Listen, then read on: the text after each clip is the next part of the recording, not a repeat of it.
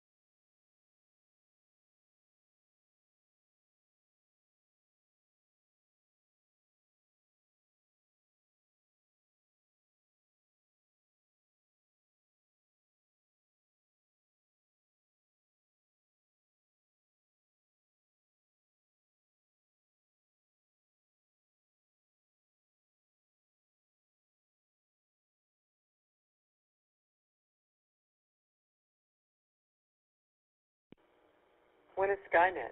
I don't know. Does Charlie know? Always 9 p.m. Saturday on 146.88. Duh.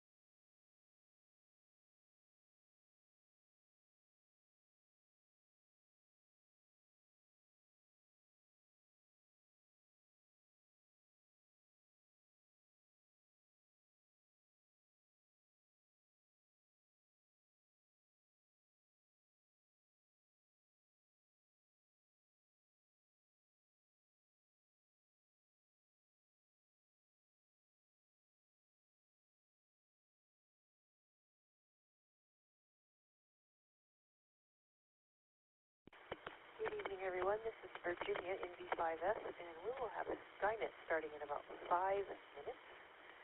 And I will be your next troll. If you need to use the repeater at all before the net begins, please do so now. And we'll see you at 9 o'clock for Skynet. This is in D5S.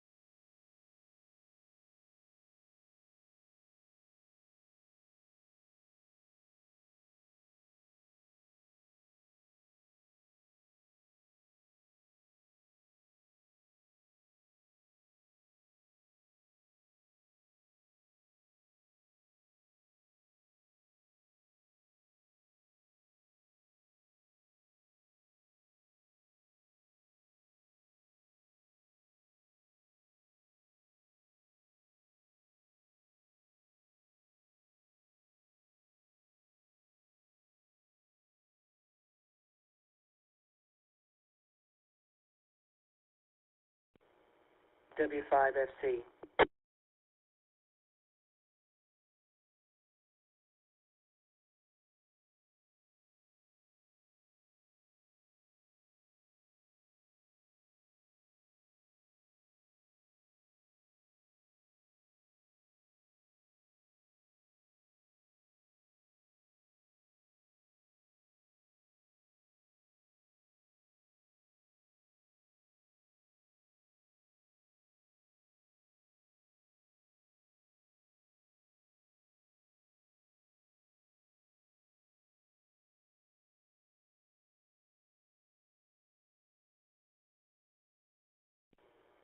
Mr. Chairman, I need to make myself very clear. If we uplink now, Skynet will be in control of your military. But you'll be in control of Skynet, right? That is correct, sir. Skynet.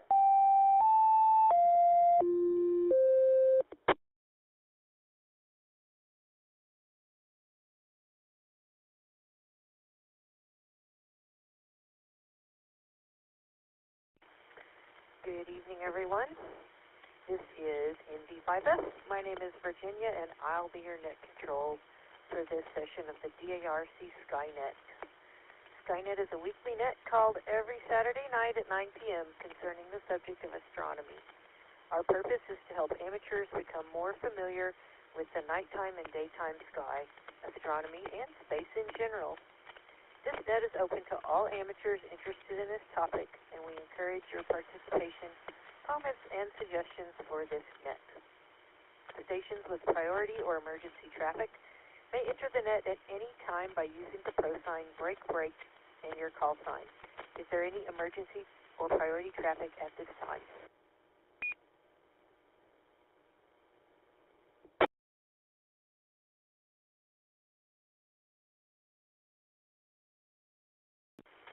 This is a directed net. Please do not transmit without direction from the net control. That would be me.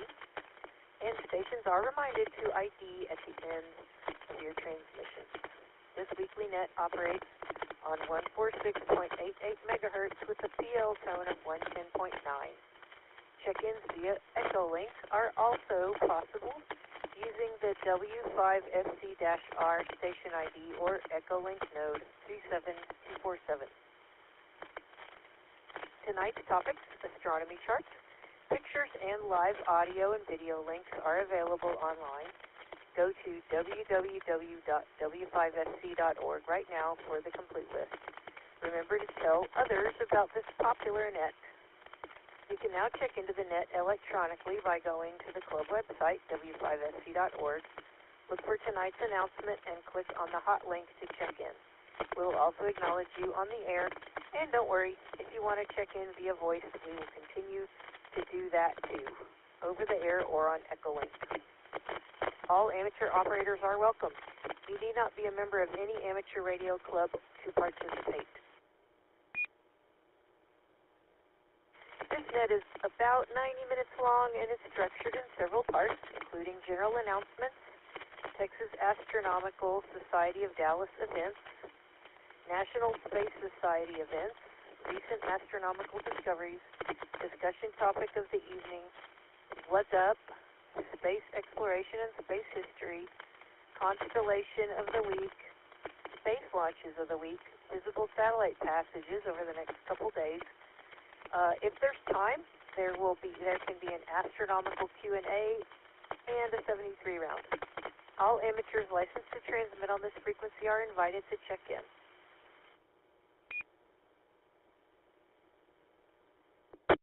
And so far, we have the following people checked in via the website. That would be KE5ICX, Tom. He's in Corpus Christi, and he's joining us via the All-Star link. Me, Virginia, NV5F. I'm in Fort Worth. Tony, NT5TM in Bird City. N5BB, Bill in Irving. K5MCD, Cody in Dallas. KF5JHA, Chaz and Bob the Cat in Mesquite, N5OF Clay in Mesquite, AA5AH Robert in Richardson.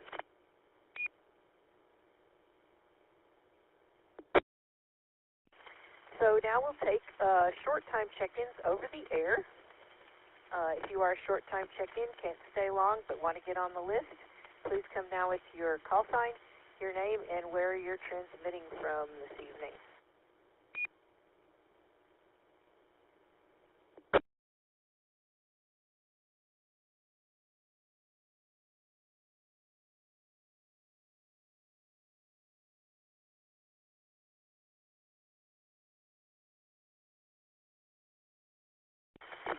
This is Kilo, Golf 5, Uniform, Foxtrot, Romeo, Jacob in Farmer Branch, and I'd also like to relay Kilo 5, Kilo Oscar Bravo, Philip in Wolf Point.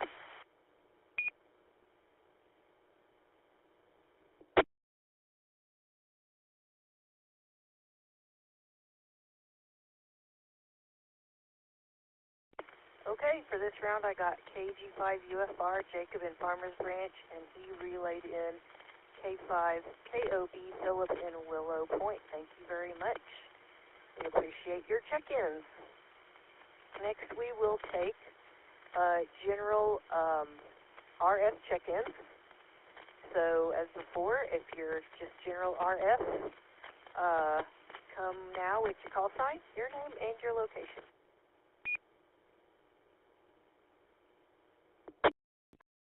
This is Whiskey 5 Golf Uniform Sierra. This is Gus, far northeast Dallas. This is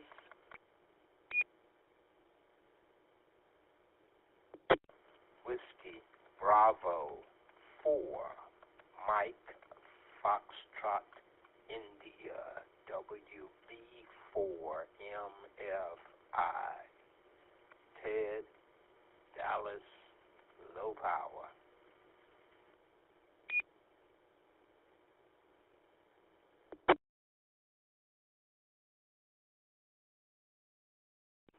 Kilo Foxtrot 5 Zulu Bravo Lima, Bill, Farmers Branch.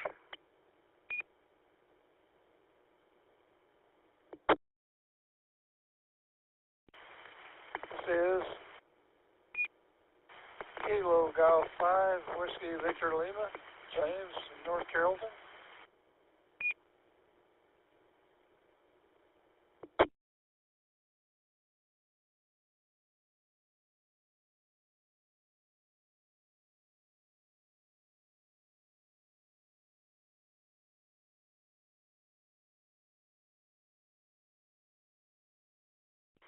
Okay, so we've added W5GS, Gus in Dallas, WB4MFI, Ted in Dallas, KF5ZBL, Bill in Farmers Branch, and KG5WVL, James in Carrollton.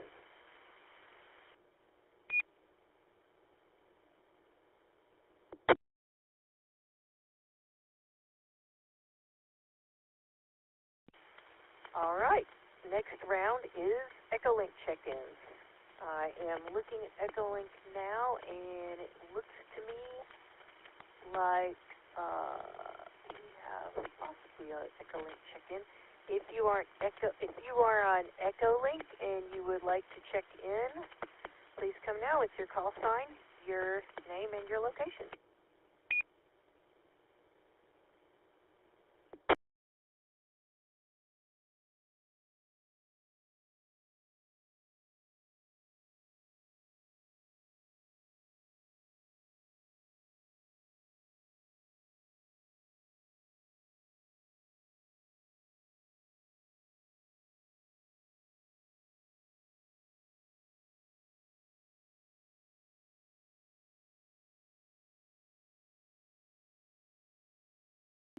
Okay, well, I do see Kim, BU2GH.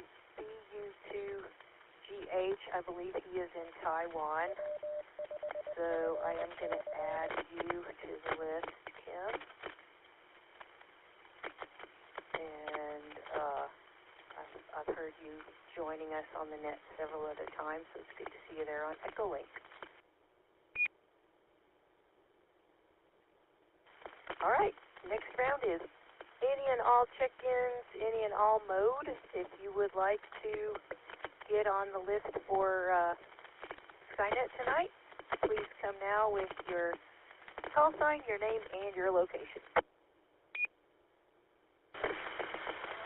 W5 ELT Whiskey 5 Bacon Lettuce Tomato. Try checking in online. You may have missed me. Bill in Garland. Thanks.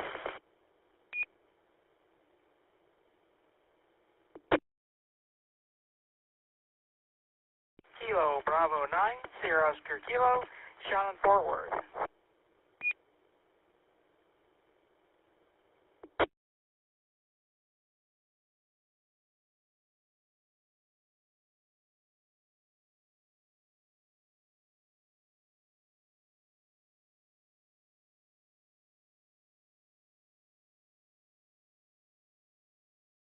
Okay, we've added W5BLT, Bill in Garland, and KB9SOK, Sean in Fort Worth. Good to hear from you guys so early this evening. All right, well, again, my name is Virginia, and my call sign is NV5F. I am your net control this evening for Skynet. Next, we will get started with some general announcements. Do we have any general announcements for this evening's net? These can be ham, astronomical, space, or of general interest to licensed hams. If you have an announcement for the net, please come now.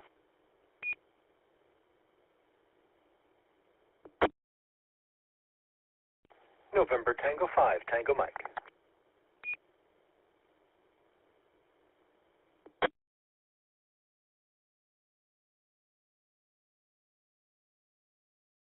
Okay, Tony, thank you so much, and come now with your announcements.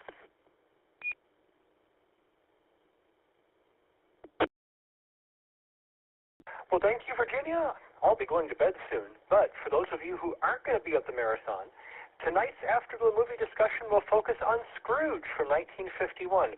Note, this is not the Bill Murray movie from 1988. Scrooge, the 1951 version with all the beautiful voice acting, is available for free from YouTube, and it was better than I thought, probably better than you think. So watch it if you have a few minutes, well, actually if you have 90 minutes, and join us at about 10:30 or 10:35 tonight and talk about it.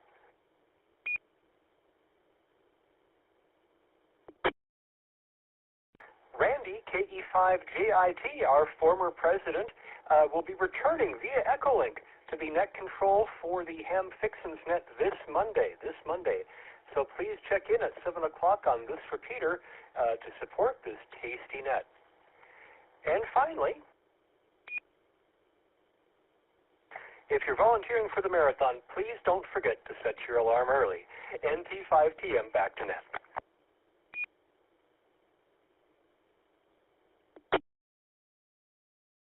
Okay, thank you very much, Tony. And yes, I understand why you're going to bed early. We will miss you on Afterglow. Okay, a couple other just regular announcements. The AMSAT, Radio Amateur Satellite Group, has 3 nets available to Dallas residents. On Tuesday evenings at 8 p.m. Central, you can check into the National AMSAT net, learn all about amateur satellites and how you can use them in amateur radio. The National AMSAT net will bring the most up-to-date information on amateur satellites currently in use or the new ones coming online. You will need Echolink installed and get registered. You can find the net under Groups, *AMSAT*. Also, a live audio link is available on the website for the net. That's at www.amsatnet.com. This net originates in Houston, Texas. There are also 2 local AMSAT nets available in the Dallas area. Both of these nets encourage active check-ins. You can ask questions of the net control as well as the others checked in. AMSAT Net East, Dallas, Fort Worth, Texas is every Tuesday at 8 p.m. on this repeater, 146.88 megahertz, PL tone 110.9. That's on Tuesdays. Tom, N5HYP is the usual net control. Caller, welcome to check in. The first Tuesday of the month is DARC Club Night, so there's no AMSAT East net that night. Dallas AMSAT Net West is every Wednesday at 9 p.m. on the Arlington repeater, 147.14 megahertz, PL tone 110.9 positive offset.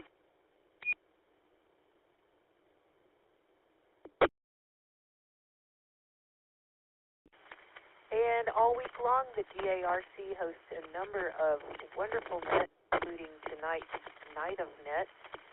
If you would like the complete schedule of the net, including the evening traffic nets and the subject matter for all the other, the Monday nets rotate, go to W5FC.org and find the Nets tab, and it will have the entire schedule of nets.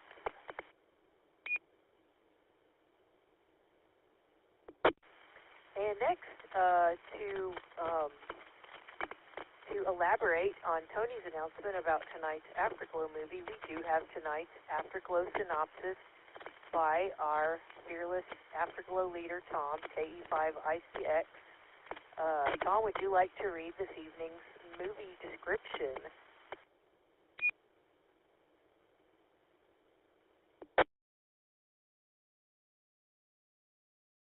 Why, of course I would love to read tonight's Afterglow description. My highly accurate synopsis is as follows. Scrooge eyed Mr. Jorkin very suspiciously. It was Christmas Eve, and Scrooge found this holiday repulsive. Parking was a mess near the local shopping mall. There was quite an achievement as people were waiting for someone to build said mall, which it was guessed to take over 100 years. But no matter, Jorkin looked back. Scrooge spoke. Didn't I see you in Quartermass, the movie that hasn't been filmed yet? Jorkin's cover had been blown. That movie never produced much income, and working for Scrooge yielded actually more money. But before anyone could actually figure out what this whole story was about, a whole bunch of new characters appeared out of nowhere. There was Samuel Wilkins, Eddie's mom, the ghost of Christmas Thursday, Dean Crosby, Fred the Christmas Dolphin, Inky the Pirate, Scully X-File, and of course everyone's favorite character, Johnny the Sad Sock Puppet. Join us for the most loved now version of A Christmas Carol called Scrooge, sometimes Scrooge, A Christmas Carol from 1951. But remember, it wasn't always this way. So at any rate, that's it, although most people actually liked it, who reviewed it last night. You may too. I did. Back to you, Virginia, KE5, ICX. Okay, thank you, Tom. Appreciate that. I will be on y'all later on Afterglow. You can keep up with all DARC events, nets, and activities by going to the club website, W5FC.org. And let's see, we currently have, let's see if we have any more people checked in over the internet. It looks like we are still have the same people, no new people there. But we will take any additional voice check-ins in any mode. If you'd like to get on the list for Skynet, come now with your call sign and your name and your location.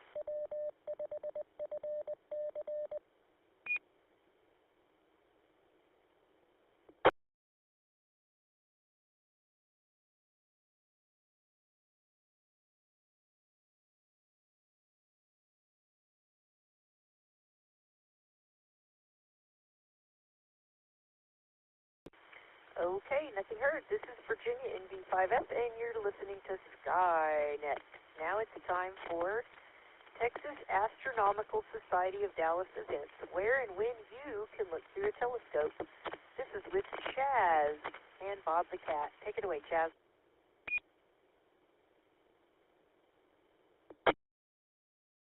Thank you, Virginia. Thanks for acknowledging Bob. He's actually laying up against the computer. He's pretending to be asleep, but this could be a problem later on when he stops pretending to be asleep. Yeah. On January the 23rd is the next Texas Astronomical Society of Dallas Club meeting. The meeting is going to be held at 7:30 p.m. in person at the University of Texas at Dallas, and also held on Zoom.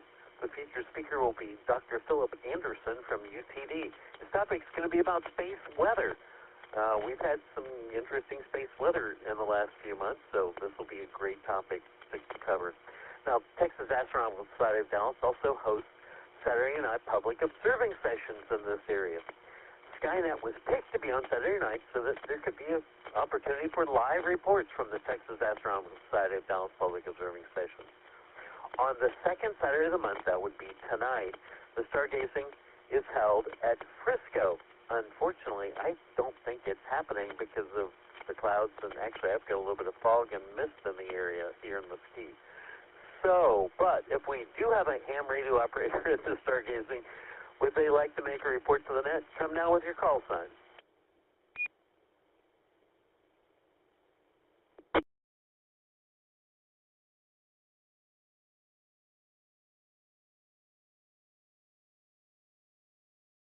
Frisco's a long hop to get to the repeater anyway. It would be probably over Echolink or some other form of getting on here. Yeah.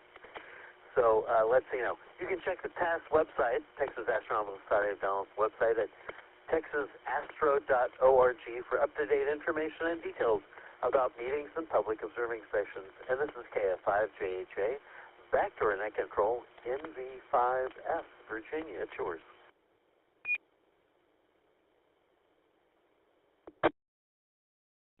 All right, thank you, Chaz. Appreciate it. And next up we have National Space Society events and activities with Bill N5BB. So go ahead with your NSF stuff, Bill.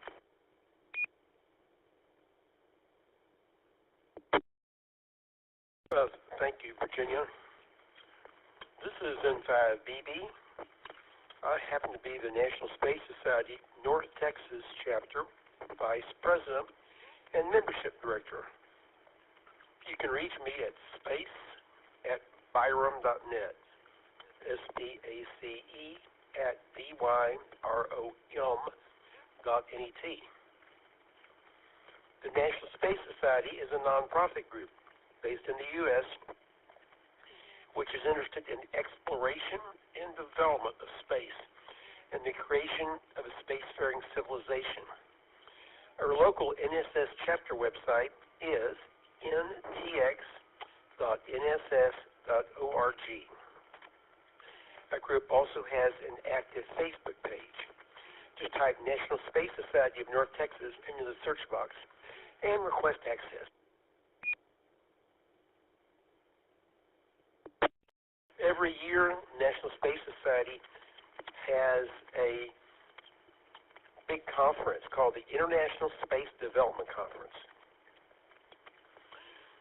It was held this year in Orlando, Florida. In 2024, it was held in Los Angeles. And in 2023, it was held in Frisco, Texas. The year before that, it was in the suburb of Washington, D.C., so it's moved back and forth around the country.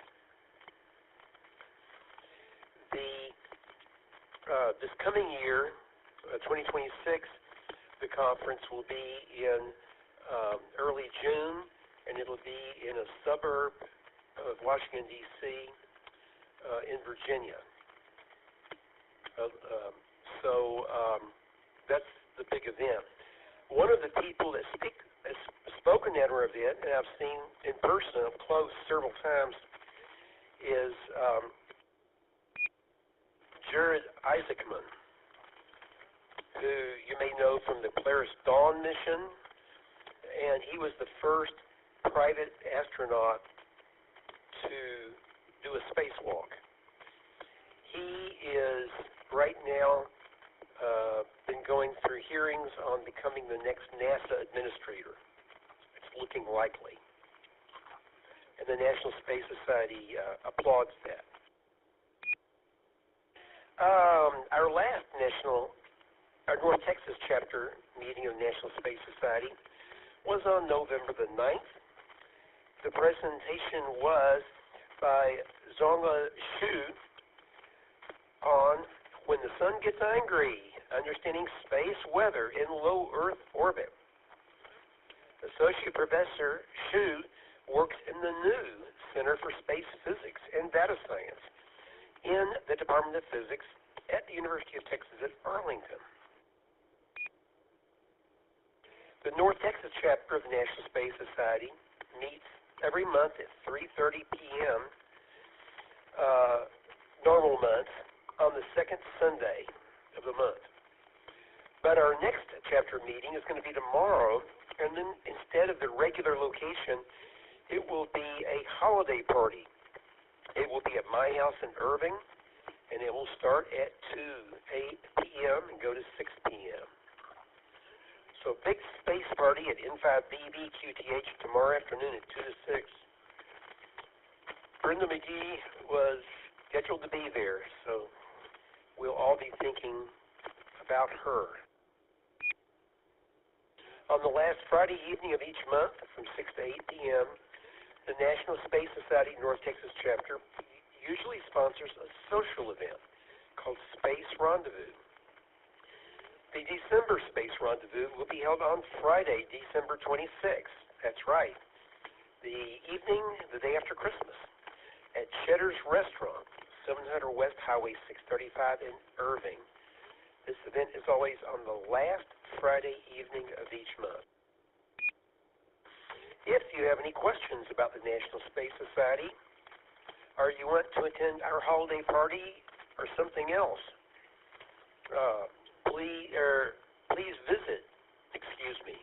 please contact Bill in 5BB at his QRZ listed email address or at space@byram.net.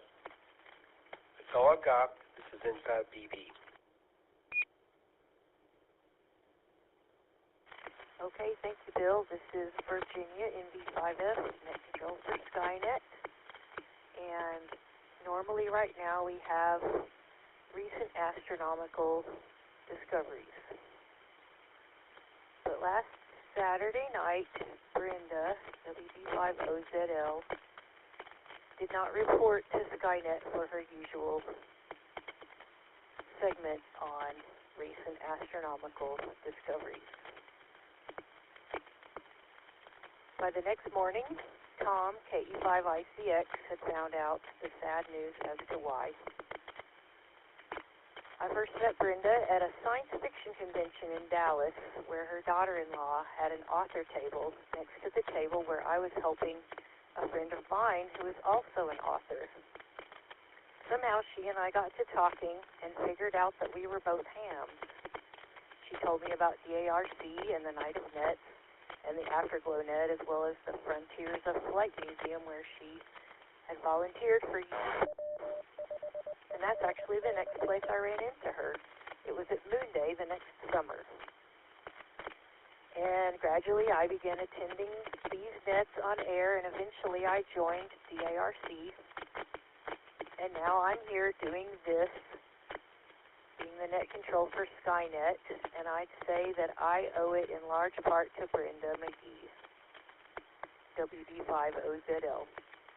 She was a good friend. She was always enthusiastic about space and ham radio, and I cannot tell you how many times she drove all the way to Fort Worth to my house to pick me up for some event, whether it was NSS meeting or field day or club meetings. I will miss her, and I'll miss all the stuff that she and I did together, and I am honored to be able to honor her this evening.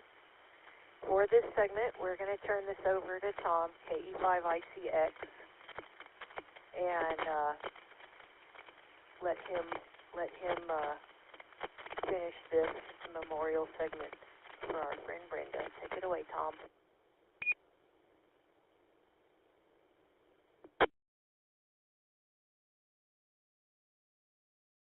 Yeah, thank you, Virginia. This is Tom, KE5ICX. I'm down in Corpus Christi, but I did live in Dallas, Texas for almost 30 years. Actually, it was 30 years. And I've got a couple of stories about Brenda. What people don't know is I actually first met Brenda way back in 1990, about a year after I had moved to Dallas. I didn't really know her at the time, and she worked at the front sales counter at the brand new NASA Frontiers of Flight Museum. A buddy of mine suggested we go check the place out, the aviation museum, and so we did. And at the time, the museum was located at the second floor of the entrance to Dallas Love Field, a former restaurant turned into this historic assemblage of everything Dallas aerospace, something that Brenda loved. It was, and if I remember correctly, and I could be wrong, she was wearing her red sweater. She was a big fan of that because it was, that particular day, it was pretty cool, cold and windy, facing out over onto the field, by the way. Although it was indoors, I mean, they had those big windows. So she told us when we walked in, the biggest thing we got on display is the Radio Shack chair from the Hindenburg. He pointed us towards the middle of the restaurant turned museum. And she did that for years and years, and then eventually started working there. Flash forward to the summer of 2012, the DARC received an email to come by and pick up a beam HS antenna that they wanted to donate it. So who should appear at the door but Brenda? At the time, I think she was living in Irving, and she said she was getting out of the hobby, mainly because she was moving and had some items to donate it.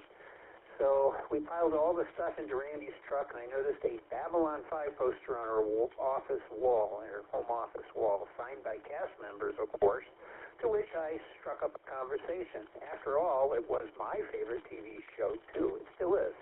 I relearned she was running the museum store at the new Frontiers of Flight Museum, and I immediately told her I was recently volunteered there and was planning on starting soonish, whenever they got the whole paperwork thing done. As she seemed fun and energetic, and if you know Brenda, that's exactly what she is, I suggested she join the DARC. She came several meetings, and of course, I was seeing her on my volunteer Sundays at the museum. I think after this, everyone knows her story, except what a lot of you probably don't know, and you might find this interesting, is Brenda was a pilot. I don't remember what kind of plane she owned. She and her husband had a single-engine aircraft, possibly a Cessna, but I really don't remember. She only mentioned it a couple of times, but she could fly. She became an active ham in ham radio back in Austin, Texas. Bill N5DB probably tell you about that because Bill knew Brenda before any of us knew her. But her time with the DARC is always marked by many events and activities. She was also a board member several times, volunteering for the Dallas Turkey Trot and Life Walk many, many times every year. She was a main fixture also at the annual field day as well, and always went to hand. And for most here, she was a weekly contributor and NCS for Skynet. She was a major fan of space and was a regular contact with Walt Cunningham and his wife Dot. Walt was the lunar module pilot for Apollo 7 and the first manned Apollo mission. She knew Chuck Yeager of X-1 fame, Richard Cole, Jimmy Doolittle's co-pilot on the Tokyo raid during World War II, and several Tuskegee airmen who lived in the area and showed up at the museum. Not everyone knew these people on site, but Brenda sure did. And they would frequently look for her when they were in the museum or in town. One time, she made sure that I got to meet Harrison Jack Schmidt. He was the lunar module pilot on Apollo 17. It's really rather cool when a world-renowned astronaut who walked on the moon comes up and says, "Are you Tom General?" I gulped and said, "Yes." "Well, Brenda told me to say hello to you." That's pretty cool when your museum girlfriend tells a famous astronaut to go say hello to a fan.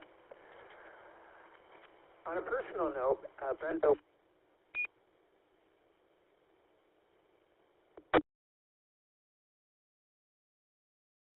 radio, science fiction, astronomy, you name the geeky guy activity, you could be assured she'd find some massive interest in it. Oh, and for one more thing, she was also a major a member of the USS Joshua, a Star Trek group. She not only was loyal to the DARC, but she was also an active member with that club for over 30 years. And finally, if that wasn't enough, she was also into frontier living history, you know, showing impressionable kids how to churn milk and skin rabbits.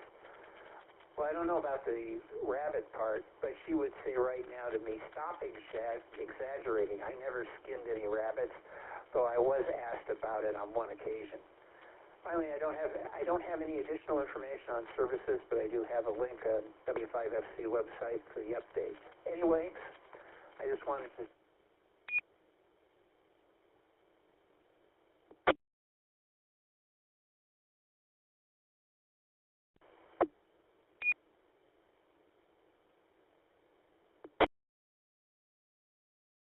I'm going to miss her.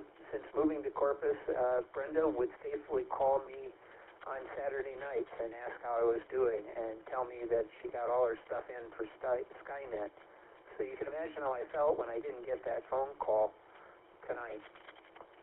I went to a Christmas concert today, and during the wonderful music, I thought about Brenda.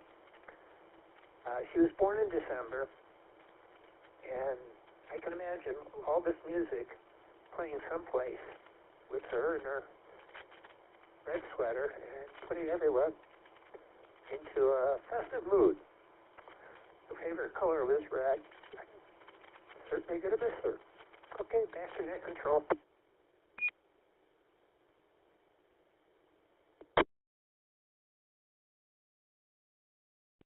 Okay, thank you, Tom. That was so wonderful. I learned so much about Brenda. She was very active and participated, and she rarely talked about herself. She was always talking to you about whatever it was you had going on, me or you or anybody. Is there anyone else who would like to share any of their comments about Brenda?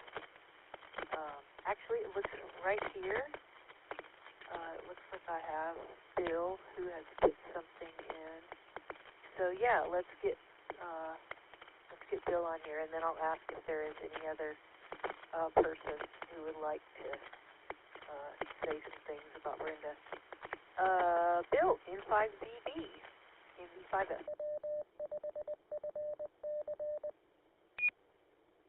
Oh, thank you, Virginia. This is N5BB.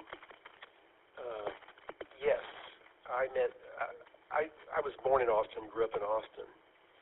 And I first met Brenda in the mid-1970s in Austin.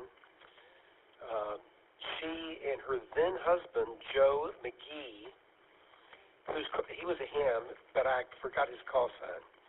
And as far as I can tell, he is no longer a ham. And sometime after they divorced, I believe, he moved, I think, to Oklahoma, because I found a record of somebody with the same name, the same initial, living in Oklahoma. I think he was an aerospace engineer of some type.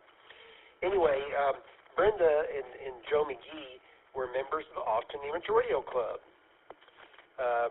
And this is back in the 1970s. So on the script, I pasted some information I found out on old call books.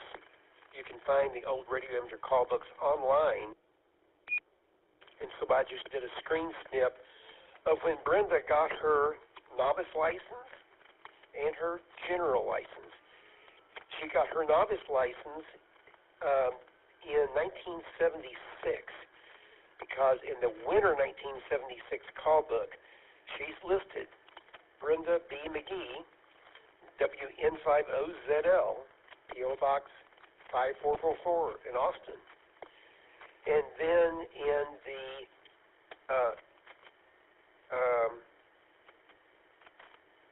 I've got a typo here, I think. Yeah.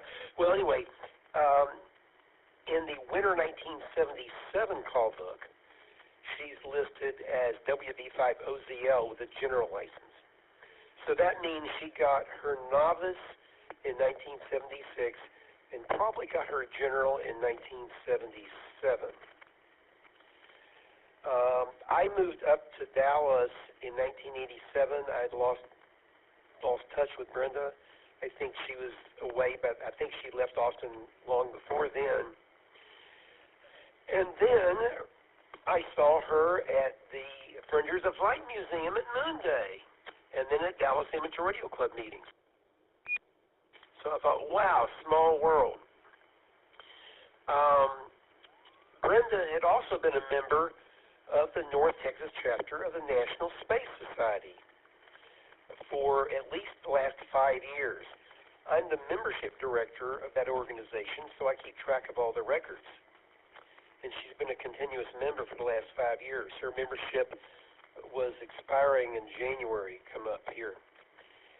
And I think she may have been a member before I was a member of the group. And the reason I think that is some other people in the National Space Society chapter recognized her when she started coming back to meetings 5 years ago. It might have been from Fringes of Flight Museum, but I think she may have been a National Space Society member, more like 10 or 15 years ago. Anyway, Brenda will be greatly missed, and I was net control last Saturday night, and the best I remember it is Brenda was logged in to Echolink And when it came time for her section, I called her and she did not respond. And at that time I thought, well, maybe just she had a technical problem. Did not realize it was anything worse. Very sad about the whole situation. Brenda was she was planning on attending my house tomorrow at the National Space Society's North Texas chapter's Christmas party. So she was supposed to be here. She's been here at previous ones, and I was really looking forward to seeing her tomorrow. I last saw her at the Dallas Amateur Radio Club party that was on the Tuesday. And I got a picture of her in the background, all dressed up there at the party. Again, anybody that knows Brenda knows that she was a force of nature. Everybody likes Brenda. Everybody likes her. She will be greatly missed. This is N5DB.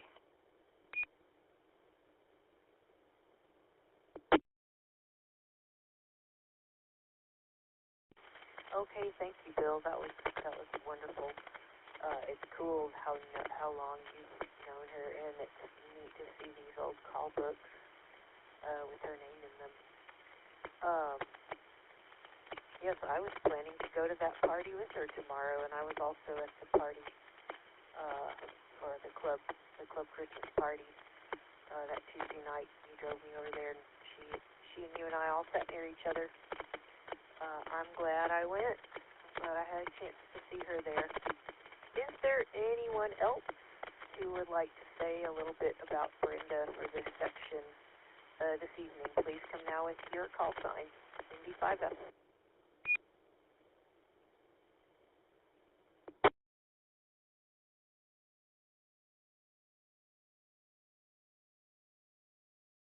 November Tango 5, Tango Mike.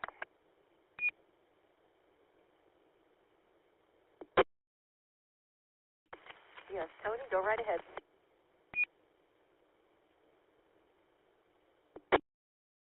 Well, I'm supposed to be in bed already, but I just could not stop listening. She was always a lot of fun at club meetings, and it was a huge treat for me when she would come out to a lecture in lab because, well, she was very smart. She was not one of our kit-building hams. So it was a great test to me as a presenter. Did she build my thing? Did she finish it on time? Did it work? If she did, and that happened more than once, then I was proud and I felt that I had done a good job because, that's exactly who a ham should be, right? Even if they're not experienced at what you're doing, they're still a very intelligent person who is eager to learn. And that's always what I see, and Erin and I will miss her very much. NT5TN. Okay, thank you, Tony. And I do recall that at the Christmas party, in the drawing, she won one of your handheld 440 megahertz antennas that was one of your prototypes, I think. So it was kind of cool that she won that one because she wasn't able to be at that lecture in lab. All right, anybody else would like, if there's anybody else, one more call for anybody who'd like to say a few words or memories about Brenda this evening. ND5F.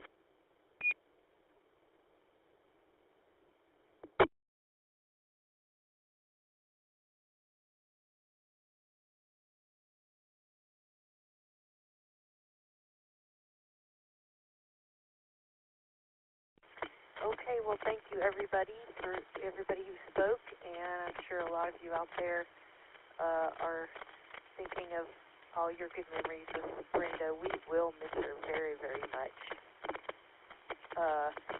It's going to be hard, but now I have to move on to discussion topic of the evening.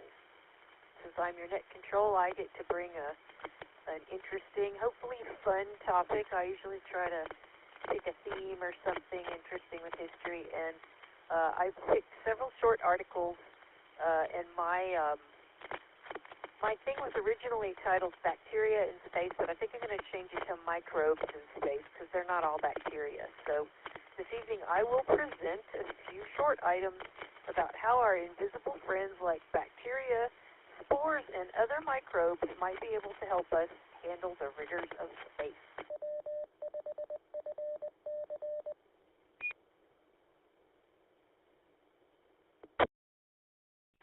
So my first selection here is called How Color-Changing Bacteria-Infused Spacesuits Could Help Keep Future Astronauts Safe from Space Radiation. This article is by Jessica Rendall, and it's from space.com.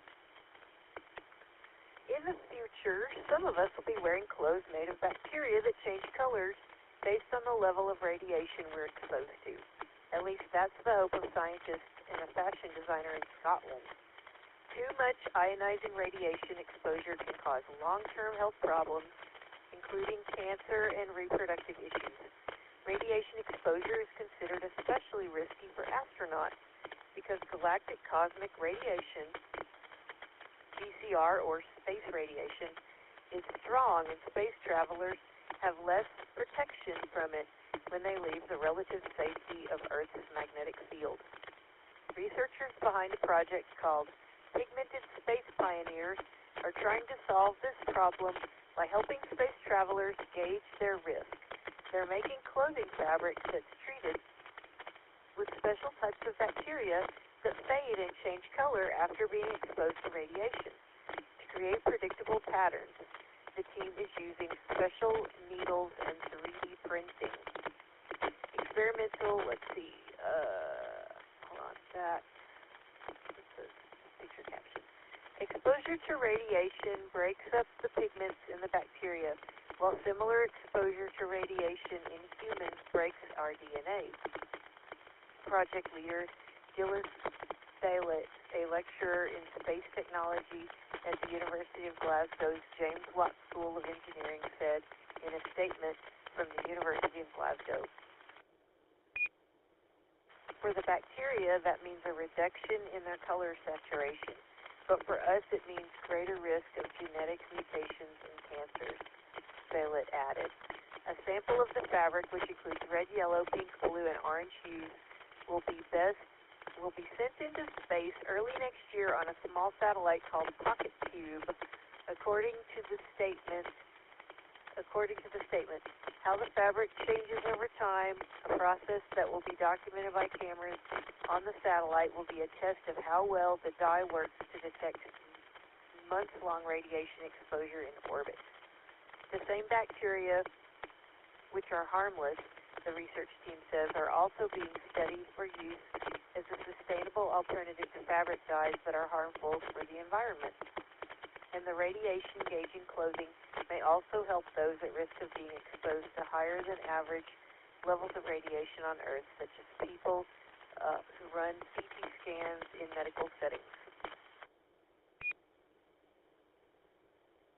And this is Virginia, NV5F, and I'm your net control for Skynet.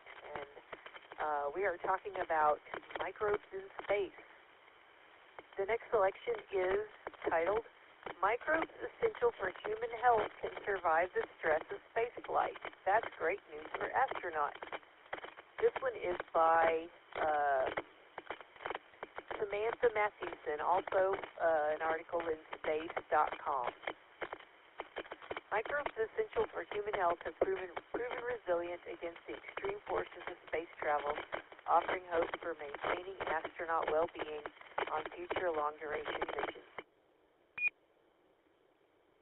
Researchers from the Royal Melbourne Institute of Technology, RMIT University in Australia, sent spores of the bacterium Bacillus subtilis, a bacterium known to support the human immune system, gut health, and blood circulation, in a 3D printed microtube holder on a sounding rocket flight to test how they would fare under the stress of launch, microgravity, and reentry. Bacteria like B. subtilis will be vital for sustaining human life over decades, a necessity for establishing presence beyond Earth, such as the future Mars colony. The microbes were exposed to accelerations of up to 13 times Earth's gravity a 6-minute weightless period at around 162 miles altitude and punishing decelerations reaching 30 G while spinning about 220 times per second during descent. After recovery, scientists found the structure of the spores showed no signs of damage and grew just as they would have, according to a statement from the university. Our research showed an important type of bacteria for our health can withstand rapid gravity changes, acceleration, and deceleration. Elena Ivanova, co-author of the study and professor from RMIT University, said in the statement, "It's broadened our understanding on the effects of long-term space flight on microorganisms that live in our bodies and keep us healthy. This means we can design better life support systems for astronauts to keep them healthy during long missions." Astronauts rely on a healthy microbiome to help regulate digestion, immunity, and overall well-being, especially during extended missions. Knowing that beneficial bacteria can survive the harsh transition phases of space flight suggests they could be carried safely on journeys to the Moon, Mars, and beyond. This marks the first study to test how bacteria respond to the real conditions of spaceflight outside the lab, with findings that could help develop reliable and sustainable life support systems for waste recycling, food production, and plant growth during future long-term space missions.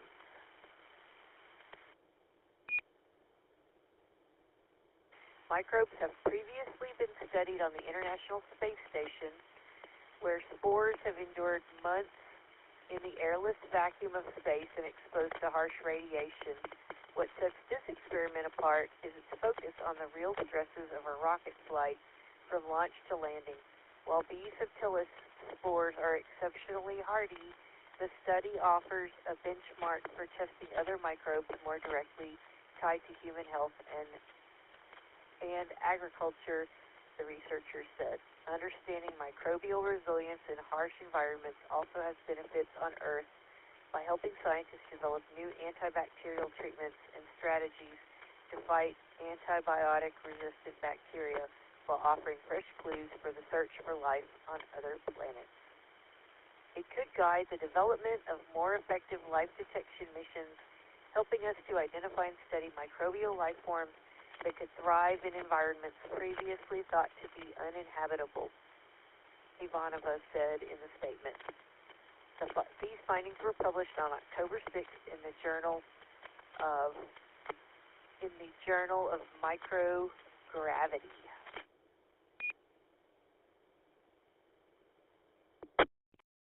And speaking of microbes and things being subjected to harsh environments, the next one is, we were genuinely astonished. This moss survived 9 months outside the International Space Station and could still grow on Earth. This study demonstrates the astonishing resilience of life that originated on Earth. This article is also from space.com, and it's by Mike Wall. This little plant is a lot tougher than it looks. Researchers exposed moss spores to the harsh environment of space for 9 months recently, and the results were surprising, a new study reports. Most living organisms, including humans, cannot survive even briefly in the vacuum of space. Study lead author Tomomichi Fujita of Hokkaido University in Japan said in a statement. However, the moss spores retain their vitality after 9 months of direct exposure. This provides striking evidence that the life that has evolved on Earth possesses at the cellular level intrinsic mechanisms to endure the conditions of space. Mosses are some of the oldest plants on Earth. They evolved more than 400 million years ago and lack some of these signature traits of more advanced flora. For instance, they don't have a vascular system that transports water and nutrients throughout their bodies. But many mosses are quite hardy, thriving in extreme environments around the world, from the Arctic tundra to the sands of the Sahara. Fujita and his team wanted to see if that resilience extends beyond Earth, so they packed some spores of a widespread species known as spreading earth moss aboard Northrop Grumman's 17th Cygnus cargo spacecraft, which launched to the International Space Station in March 2022. The scientists selected spores, or more specifically, sporophytes, the reproductive structures that produce spores, after conducting a few experiments here on Earth. Those experiments involved exposing the sporophytes as well as juvenile moth and moth stem cells to space-like conditions in the lab, a vacuum environment, microgravity, high levels of ultraviolet radiation, and large temperature swings. The researchers determined that UV irradiation was the single biggest stressor for the moth, and that the sporophytes handled it, and the other hardships much better than the juvenile moth and the moth stem cells did. So they sent some sporophytes to the ISS. Astronauts affixed the samples to the station's exterior, where they remained for 283 days before coming back to Earth on a Dragon cargo capsule in January 2023. Cygnus wasn't designed to survive the trip back to Earth, but Dragon crew and cargo craft are reusable. Fujita and his colleagues were in for a surprise when they took a look at the space-flown spores. We expected almost zero survival, but the result was the opposite. Most of the spores survived, he said. We were genuinely astonished by the extraordinary durability of these tiny plant cells. More than 80% of the sporophytes were still alive. In fact, and 89% of those survivors were able to germinate back in the lab. Spaceflight caused a 20% reduction in chlorophyll, and the main pigment involved in photosynthesis, but the spores seem to be healthy despite that drop, the team found. Indeed, the sporophytes likely could have survived much longer in the final frontier. 5,600 days or so, according to a mathematical model the researchers developed. This study demonstrates the astonishing resilience of life that originated on Earth. Fujita said, we've gotten previous peaks at this resilience, which is displayed by a variety of organisms such as bacteria and tardigrades. The new research could also have implications for journeys beyond our home planet, Fujita added. Ultimately, we hope this work opens a new frontier towards constructing ecosystems in extraterrestrial environments such as the Moon and Mars, he said. I hope that our moth research will serve as a starting point. This new study was published Thursday, November 20th in the Journal of Science. Hey, this is Virginia, NV5F, and I'm your net control for Skynet. And I have one final selection in the Microbes in Space program tonight. This is Could Future Astronauts Build Houses on Mars with Bacteria? This is by Julian Dosset, and it's also published on space.com. And this is subtitled Harnessing Local Materials is the Key to Unlocking Sustainable Human Presence on Mars. Settling Mars has been a hot topic for years due to its close proximity and the similarities it shares with Earth, like an atmosphere and water. Even NASA has set its sights on sending humans to Mars sometime in the 2030s. However, spaceflight is expensive, and getting people to a different world will carry a heavy price tag. Plus, if we're able to send people to Mars, they'll need tools and a place to stay. Sending such things over a spacecraft would only add to the cost by quite a bit. So rather than bring everything from Earth, scientists are exploring a different avenue of developing materials on Mars. New research from the Polytechnic University of Milan in Italy proposes a novel method: grow the materials on Mars itself using bacteria.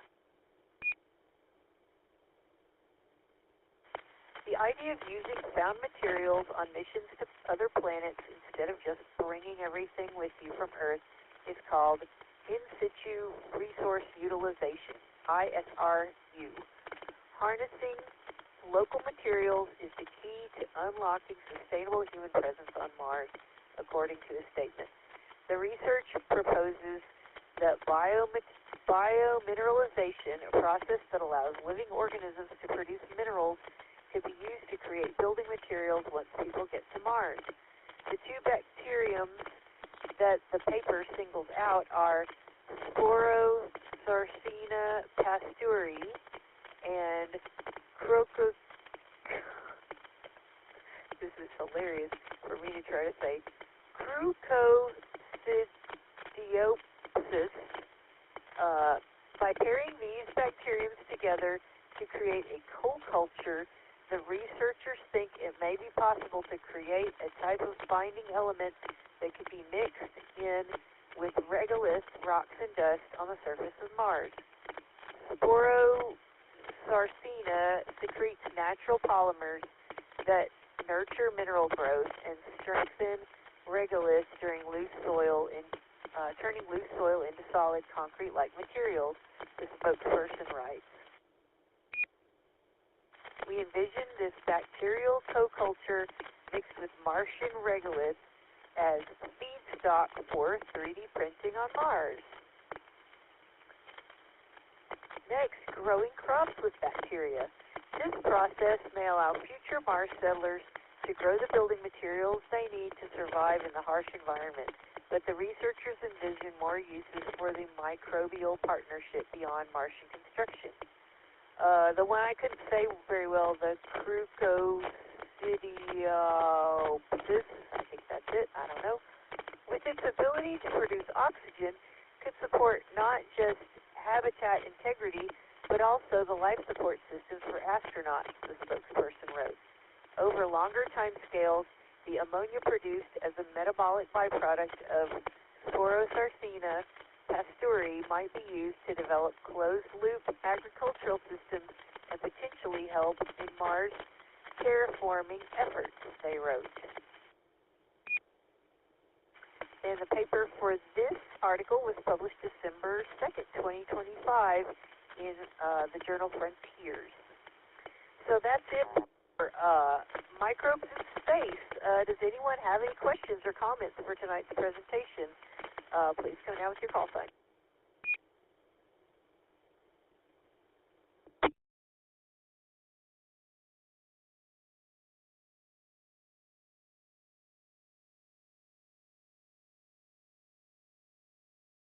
Okay, well, let's see. This is Virginia, NV5F, and you're listening to Skynet.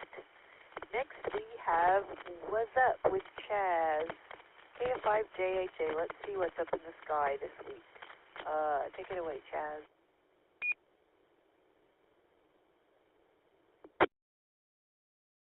Thank you, Virginia. Good evening, everyone. Just to add a note about Brenda, I probably met her, I'm not sure if it was at a DARC meeting. I've been a ham for 15 years, and I went to a meeting just shortly after I became a ham. But I also remember probably meeting her at the first Moon Day, because I volunteered at Moon Day ever since that time, from the first Moon Day. So one of those two times. The last contact I had with her was at Turkey Trot. I was the Water Stop 1 radio communications person, and Brenda was Water Stop number 3 radio communications person. So she will be missed. Yes, she will. All right, Slide Master, that would be Tom. Slide Master, slide number 2, please. We call this segment of Skynet What Is Up because it's all about what's going on astronomically over the last couple of weeks and what will take place over the next couple of weeks and beyond. Slide Master, slide number 3. We talked about the predicted nova of the star T Coronavirus, which may erupt at any time. It's currently at a brightness of around 10.2 magnitude, which is much too faint to be seen with just your two eyes. I just checked a few minutes ago the AAVSO website, that's the American Association of Variable Star Observers. T Coronavirus was supposed to go nova more than a year ago. One recent prediction was it was supposed to go nova on November the 10th of this year. That didn't happen. So another prediction is on June 25th, 2026.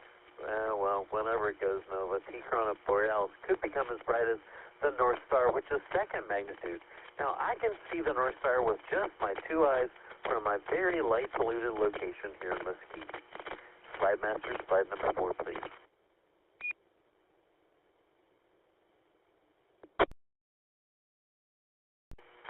This image, if you're looking at the video version of Skynet, you can see the pictures that we're talking about. So that would be easy to find if you go to W5FC.org, click on the YouTube link to get to the video version. You can see the pretty pictures that we use on Skynet. Now, this image of the sun was taken on December the 10th. I grabbed this image from spaceweather.com. I believe it's an image from the DSO spacecraft. The large sunspot complexes on the sun are so large at times they can use just your solar eclipse glasses to see them. Now, the sun is near its 11-year solar maximum. We're not quite sure when the solar maximum will occur until after it happens. I presented information on the solar cycle just a couple of weeks ago on Skynet. Slide master, slide number 5, please.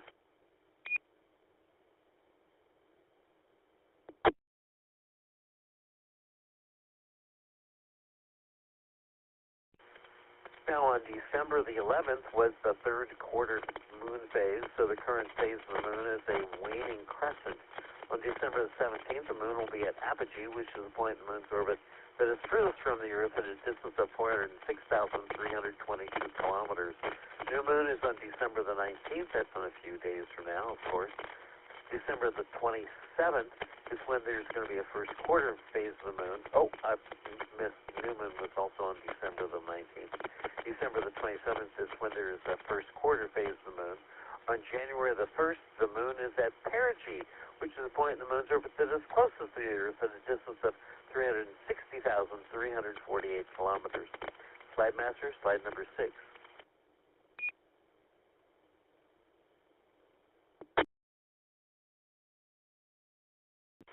If it clears off tonight, December 13th, 14th, is the peak of one of the major, if not the best meteor shower of the entire year, called the Geminids. It could have up to 150 meteors per hour or more. Most of the time you can see most of the meteors the hour just before dawn if it clears off tonight, because that's the side of the Earth that's running into the debris that's left behind by comets or asteroids. To get detailed information about how to observe meteors and meteor shower, you can take a look at the website from the International Meteor Organization at IMO.net or the American Meteor Society at AMSmeteors.org. Slide master, slide number 7, please.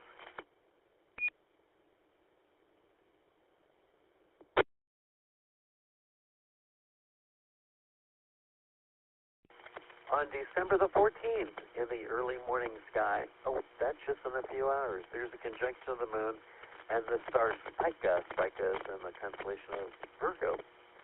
Slide master, slide number 8. On the night of December the 15th, 16th is the Coma Berenices meteor shower that peaks with a handful of meteors per hour, and I've already told you about where to go to find the information about meteors and meteor showers. Slide master, slide number 9.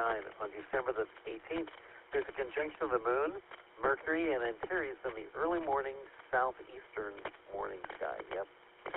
Slide master, slide number 10.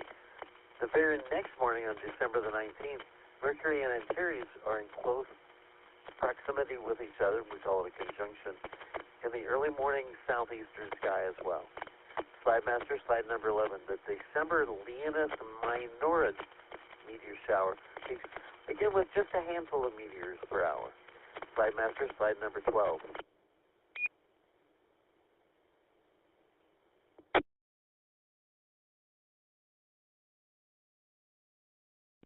In the southeastern sky on December the 21st, the moon and the asteroid Vesta are in conjunction. Now, you'll need at least a pair of binoculars to observe Vesta.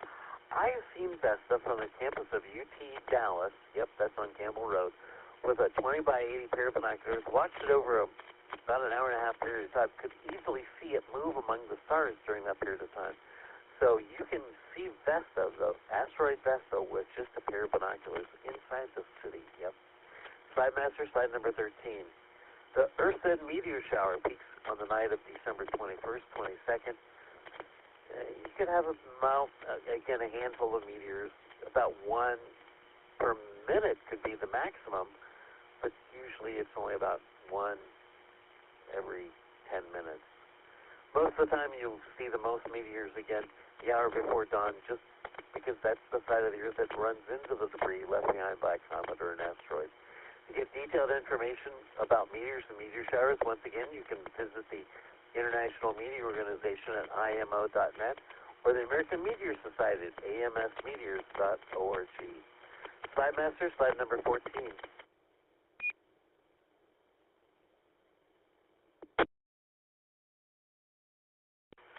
On December the 26th, the day after Christmas, you can find the conjunction of the Moon and Saturn and Neptune in the sky. You'll need a telescope to observe Neptune. Nope, pair of binoculars won't do it, so you'll need a telescope to find Neptune. If you've never seen Neptune with a telescope, pull out your telescope, get a good star chart, and the Moon and Saturn are not too far away, so it should be easy to find. Slide Master, slide number 15, on December 31st, the last day of the year. The Moon, Uranus, and the Pleiades star cluster are in conjunction in the early morning sky. Now, a pair of binoculars telescope could be required to observe Uranus. Yeah, it's just a little bit too faint to see with your two eyes. And this is KF5, JJ, and this is Skynet. Slide Master, slide number 16.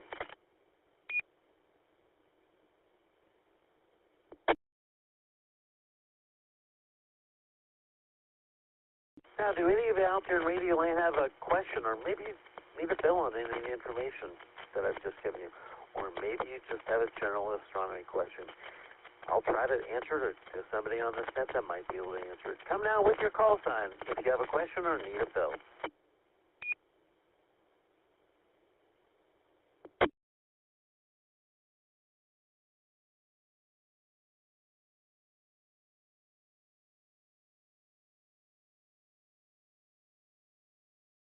Oh, I'm so glad that Bob the Cat is cooperating. He hasn't tried to walk across the keyboard tonight. That's wonderful. Slide number 17.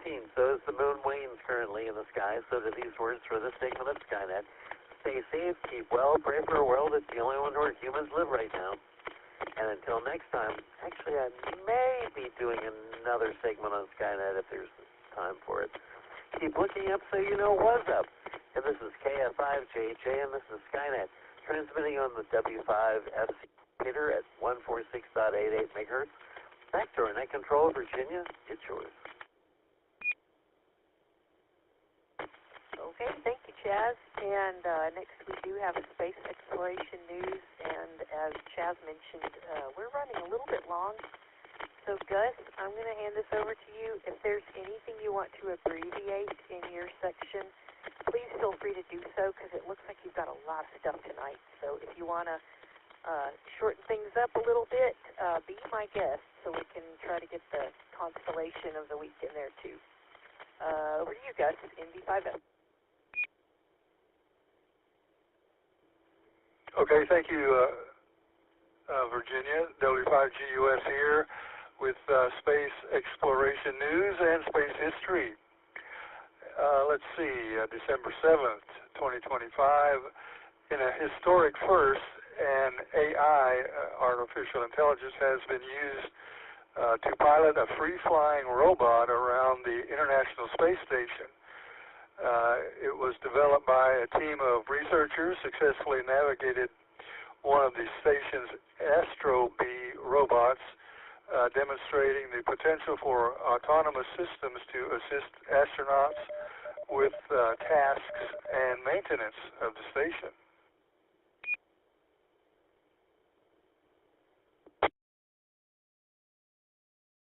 All right, and then we'll move to astronomers have observed a black hole in the spiral galaxy NGC 3783, which is generating winds traveling at a staggering 130 million miles per hour. This discovery made using NASA's Chandra X-ray Observatory provides new insights into the powerful influence of black holes on their host galaxies.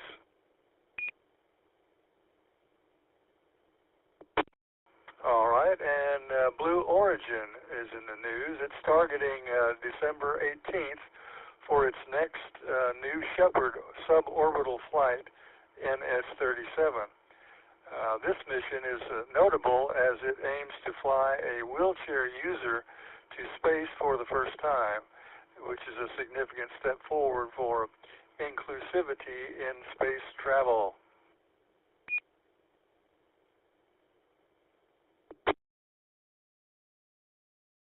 All right, let's move on to space-related birthdays. There's a few here. December 7th, 1983, Rob Kuhn was born. He was selected as a NASA astronaut candidate in 2017, but resigned in 2018 before completing his training for personal reasons. He was the first NASA astronaut candidate to resign in 50 years. Also on December 7th, but 1981, Matthew Dominic, he was a SpaceX Crew 8, selected as a NASA astronaut in 2017, served as commander for the SpaceX Crew 8 mission to the International Space Station in 2024. Then there's Francisco Rubio, December 11th, 1975. He was on Soyuz, MS-22 and 23. He holds the American record for the longest space flight, spending 371 days on the International Space Station. He launched on Soyuz MS-22 and returned on Soyuz MS-23 after the original spacecraft was damaged. On December 12th, 1951, Stephen Hawley was born, STS 41, 61, 31, 82, and 93, veteran of 5 Space Shuttle flights, was part of the mission that deployed the Hubble Space Telescope. He later flew on a mission to service the telescope. And the last birthday is Kenneth Ham, December 12, 1964. He was on STS-124 and 132. He is a retired astronaut who flew on 2 Space Shuttle missions. He served as pilot on the STS-124 and commander on the STS-132, both of which were assembly missions for the ISS, International Space Station.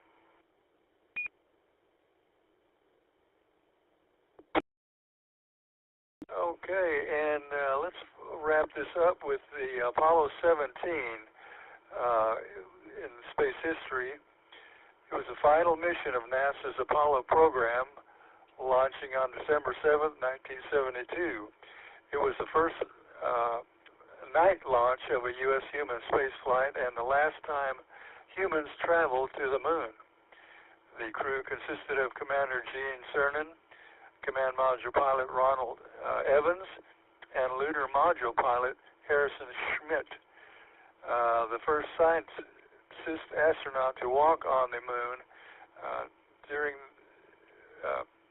their 3 days on the lunar surface, Cernan and Schmitt conducted extensive geological surveys and deployed scientific instruments. The mission also is famous for capturing the blue marble photograph, a spectacular image of the entire Earth.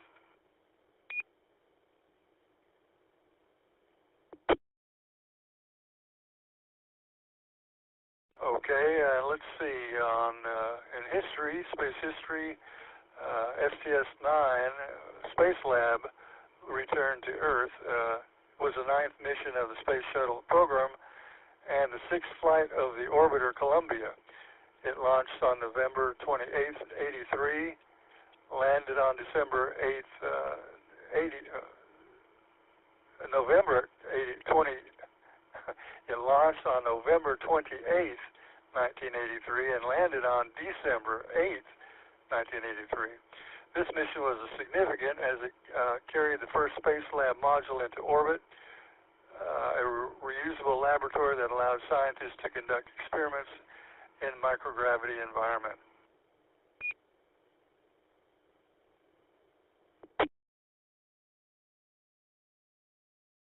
Okay, let's see. December 9th, 1978, NASA's Pioneer Venus 2 mission reached Venus, deploying 5 separate probes into the planet's atmosphere. The mission consisted of a main spacecraft spacecraft, bus, and 4 smaller probes that were released 20 days before reaching Venus. These probes were designed to collect data on the composition and structure of the dense Venusian atmosphere from different locations. And remarkably, 2 of these probes survived the impact with the surface and continued to transmit data for a short time. This mission provided the most detailed look at the atmosphere of Venus to date and revealed much about its extreme greenhouse effect.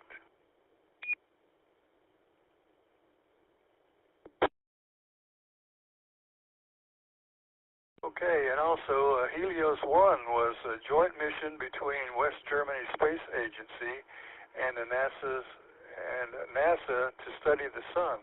It launched on December 10th, 1974. It was one of a pair of probes sent to study the solar wind, magnetic electric fields, cosmic rays, and other solar phenomena. At the time of its launch, Helios 1 was the fastest spacecraft ever built.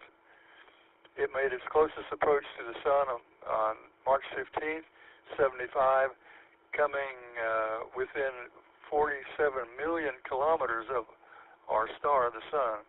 The mission was highly successful, providing a wealth of data and that significantly advanced our understanding of the Sun's environment and its influence on interplanetary space.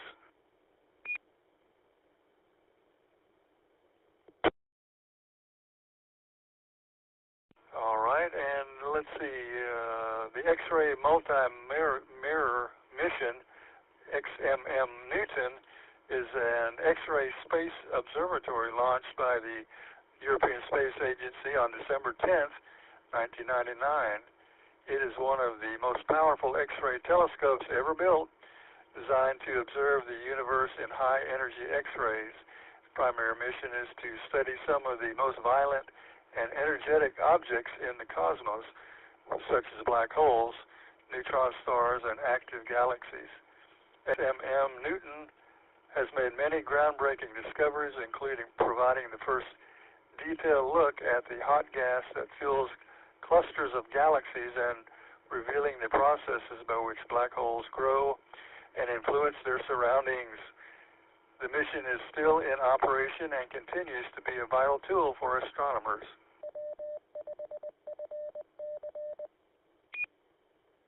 And lastly, Apollo 17 lunar landing, following in its launch a few days earlier, the Apollo 17 lunar module Challenger touched down on the moon's surface on November 11, 1972. This marked the final time humans have walked on the lunar surface. The landing site in the Taurus-Littrow Valley was chosen for its geological significance, allowing the crew to sample both ancient highland materials and younger volcanic rocks. Commander Gene Cernan, lunar module pilot Harrison Schmitt spent over 3 days exploring the area, including 3 moonwalks that totaled more than 22 hours. Their successful exploration and return to lunar orbit was a crowning achievement for the Apollo program. And with that, we will pass the net back to Net Control and look forward to Miss Carolyn's Stars of the Week. Back to you, N5. Well, back to Net Control, W5GUS. Okay, thank you, Gus. I appreciate that. And let's do it. Miss Carolyn's Constellation of the Week, probably our last segment, because we're running a little long. So here you go, Chaz, KF5JJ from ND5F.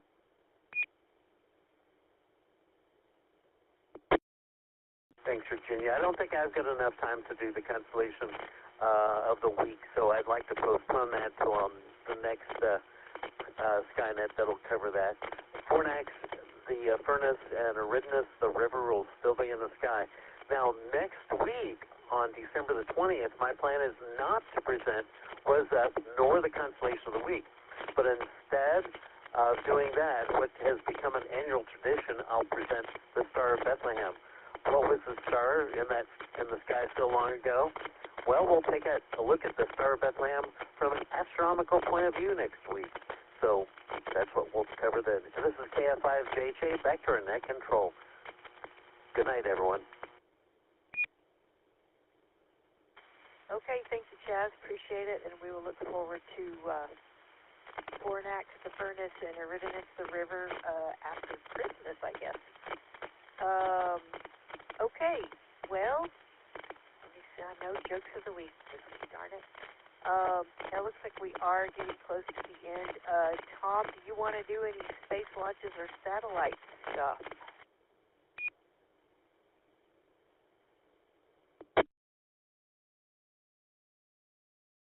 Yeah, I can do a few if you like.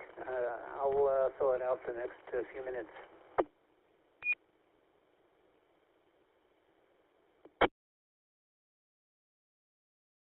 So we have a spaceflight now launch schedule. You can go to spaceflightnow.com /launch schedule and get the same information I've got here.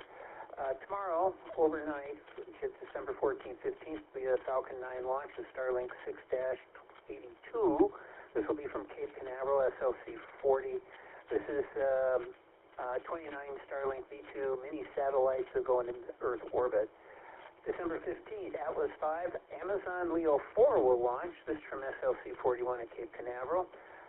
This Atlas V rocket will launch 27 Amazon Leo satellites, formerly called Kuiper, into low Earth orbit. The mission, which is referred to as Atlas 4 or LA5 by Amazon, will be the 7th mission to date, delivering the broadband internet satellites. 15th will be a Proton M. That's a heavy out of Moscow from Baikonur Cosmodrome.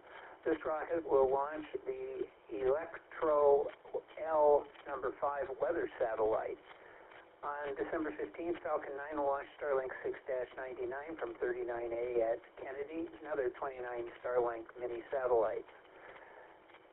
Then we have on the 16th, let's go 16th, 17th, the Long March 12A. This is an inaugural flight from Jiuquan Satellite Launch Center in China. This CASC mission will launch the first Long March 12A rocket. It will be the first attempt to fly an orbital class rocket with a reusable first stage booster. It will target a vertical landing on a landing zone pad located about 155 miles downrange.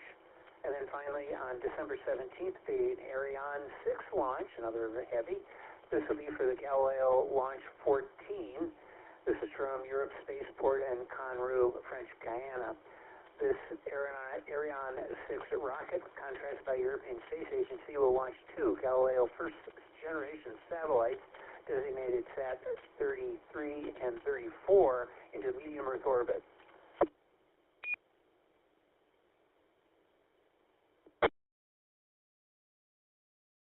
Now, for satellite passes, we have several good ones coming up for the International Space Station, December 13th. That already happened. December 14th, tomorrow, minus 3.2 magnitude at 5:35 a.m. Reach its highest point at 55 degrees. It'll be out of shadow at 5:35, so you'll see it overhead as it comes out of shadow, and it'll fall to the northeast at 5:39.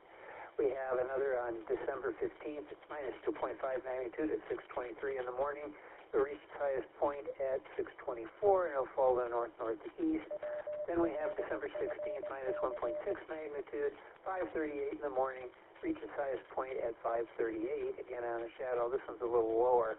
It'll fall to the north-northeast. Tiangong, the Chinese space station, has 2 good passes.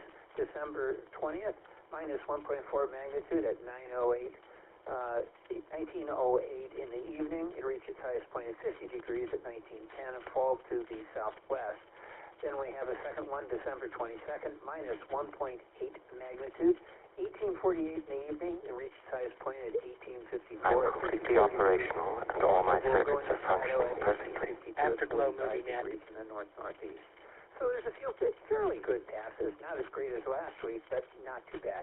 Back to you, Virginia, KE5, ICX. Okay, thank you, Tom. And we are over time. So I will call for any additional final check-ins for Skynet. If you'd like to get on the list for tonight's net, before we close it up, please come now with your call sign, your name, and your location.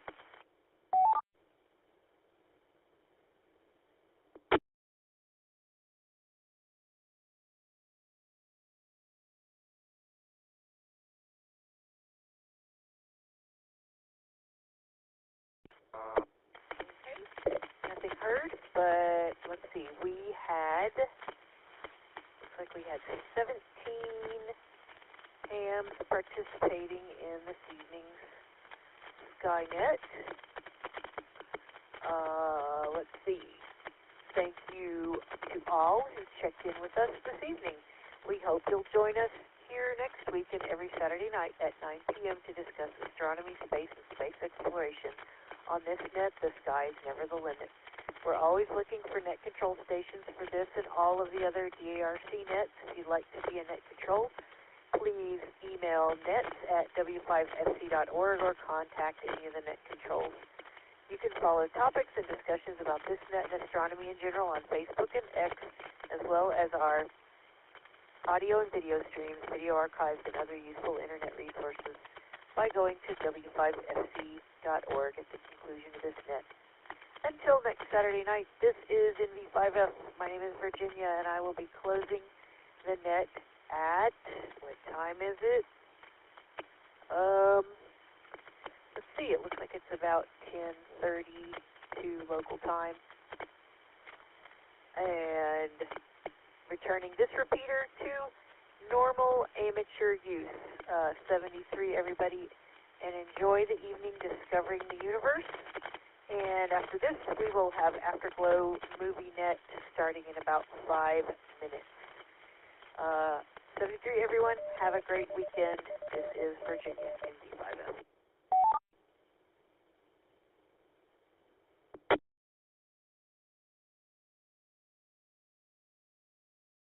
This is KE5ICX. We will start the Afterglow movie net in about 5 minutes. This may be a quick one. I had forgotten that tonight or tomorrow morning is the Dallas Marathon. How could I forget that? At any rate, whoever's remaining will go ahead and do whatever version of the net. Tonight's movie is called Scrooge, Christmas story from 1951. So we'll be back in 5 minutes.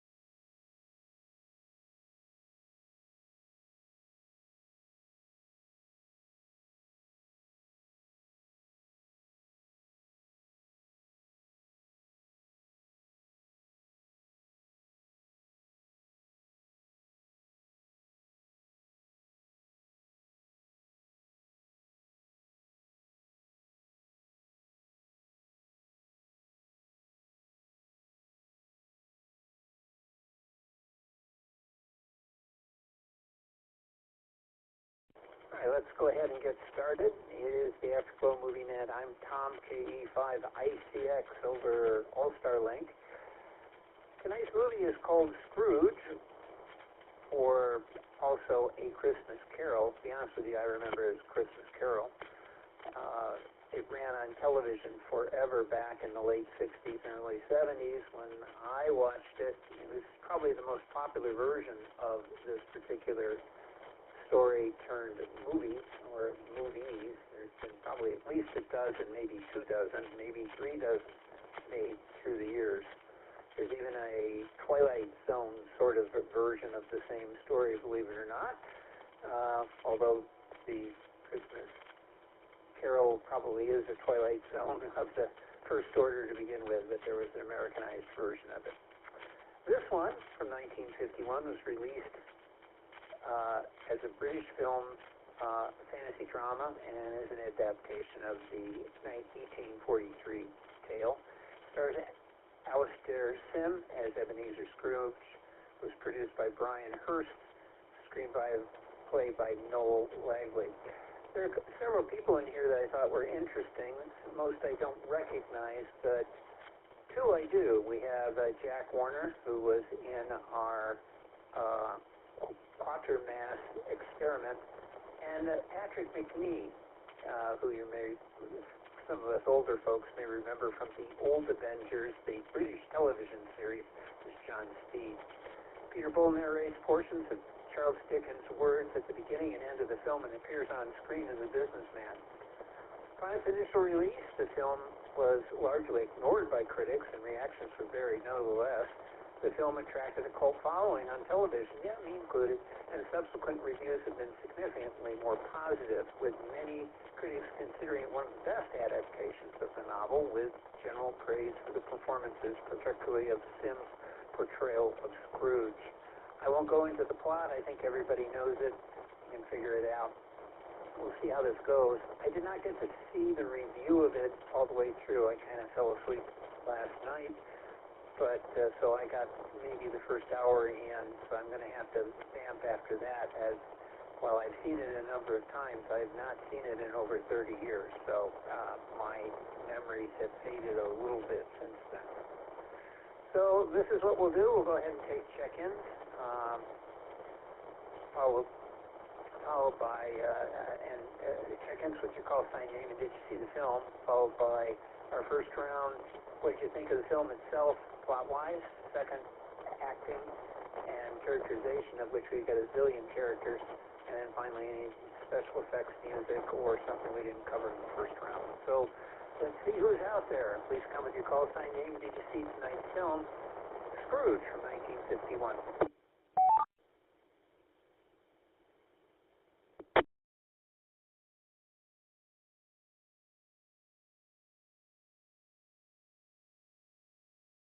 November, Victor 5, Foxtrot, Virginia.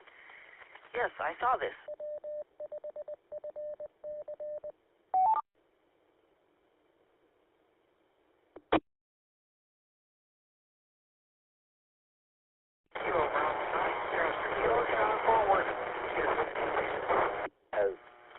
Yes, I've watched it, the 1951 version just this week. I probably watched over a dozen different versions of Scrooge, but this one I just saw this week.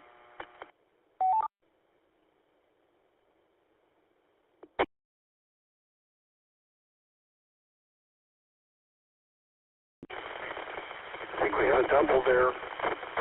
W5 BLT, Whiskey 5, bacon, lettuce, tomato. Bill? Yes, I saw this movie.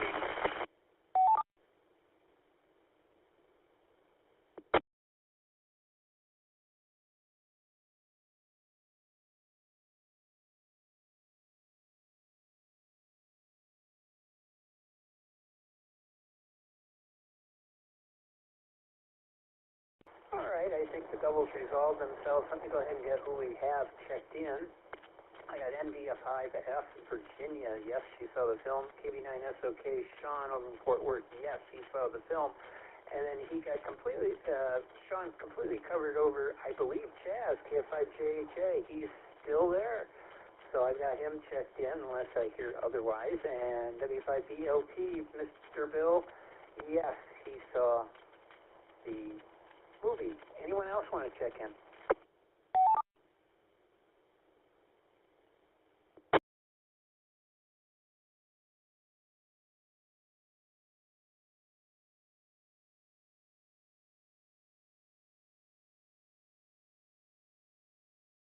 Okay, knowing the event tomorrow and probably the largest single event in the area with hams, I assume everybody else has gone to bed, maybe even a couple hours ago. So I'll take the folks that we've got, and that's perfectly okay by me. We'll start with Virginia, ND5F. Virginia, what do you think about the plot? Have you seen this version before?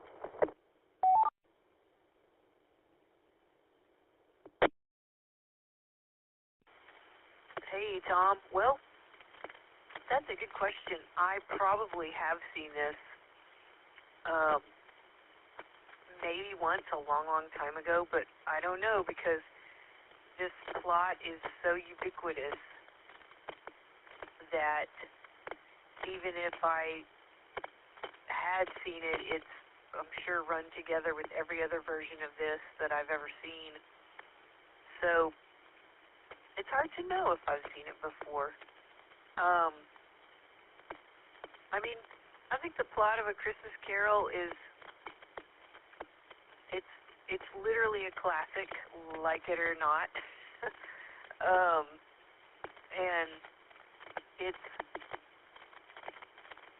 a good plot. I mean, you'd have to do a lot of, you'd have to make a lot of infractions, I guess, to mess this up. You'd have to really change it or mess around with it to really mess up this plot. I don't think anybody's really going to try that. I thought that it, I didn't find it quite as compelling as some versions of this, but it was a different style, probably from a, it's from a, it was from a time period where acting was different and things were just done differently. But, I mean, I love the plot of A Christmas Carol. And every time I see any version of it, if I pay attention and to go, oh, yeah, I know that, if I actually pay attention, I'm usually moved by the end, and it usually reminds me of some of my own misgivings and frustrations that have worked themselves into some kind of a, an irrational,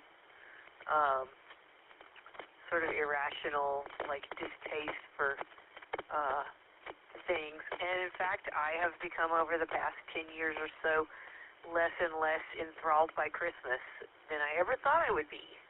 And in some ways, I think that's kind of good, but I'm happy to say I'm not completely down on it the way Mr. Scrooge is, but it's just a very simple lesson, and in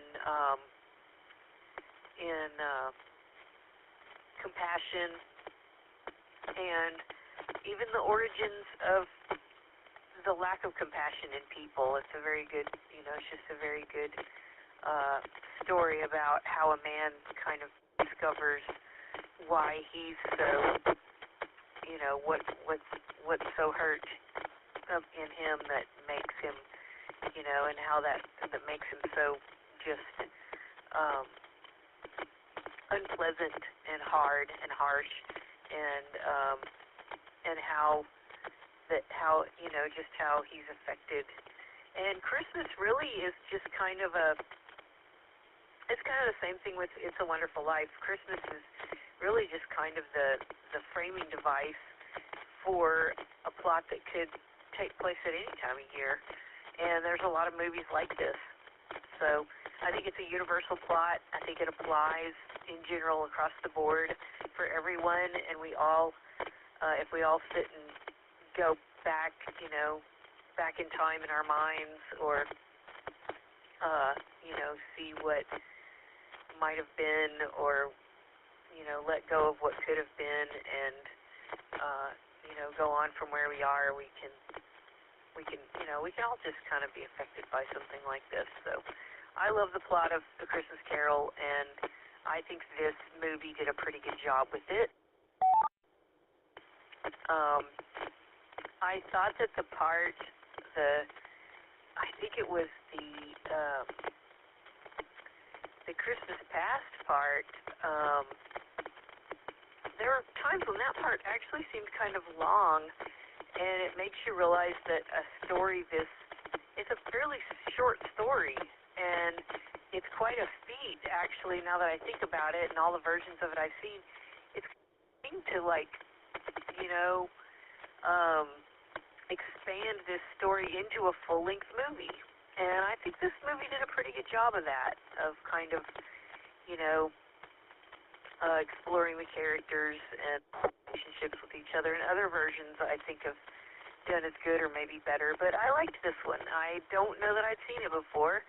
And, I was, as usual, moved at the end of it like I usually am at the end of A Christmas Carol. So, and it had a lot of spooky stuff and the stuff we kind of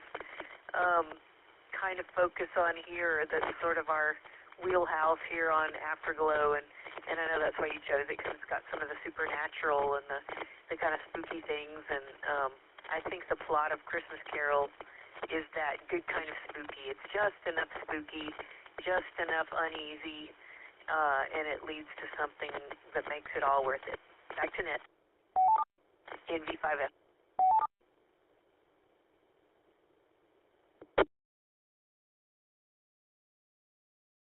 Oh, thank you, Virginia, and some really good comments. I like all of the points that you brought up. And yeah, it all kind of runs together quite a bit, but in every case they had to be rather creative in a relatively short story, and I think they did really well on this one too, but I jumped ahead of myself here. Sean, KB9SOK, what did you think about the plot of this particular film, and have you seen this version before, or do you have a favorite?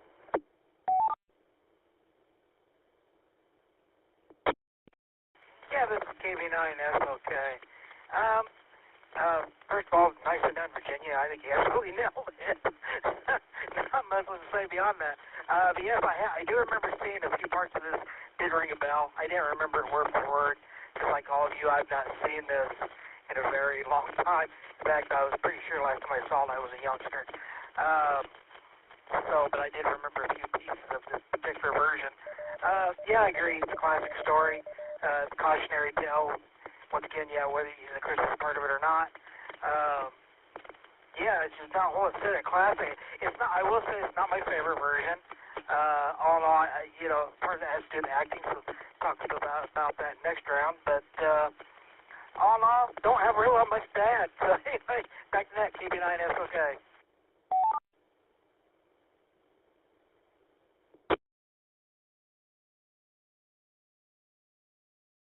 All right, good enough. Thank you, Sean. Next is, I believe, Chaz, KF5JHA. Chaz, if you're there, go ahead. We're talking plot here.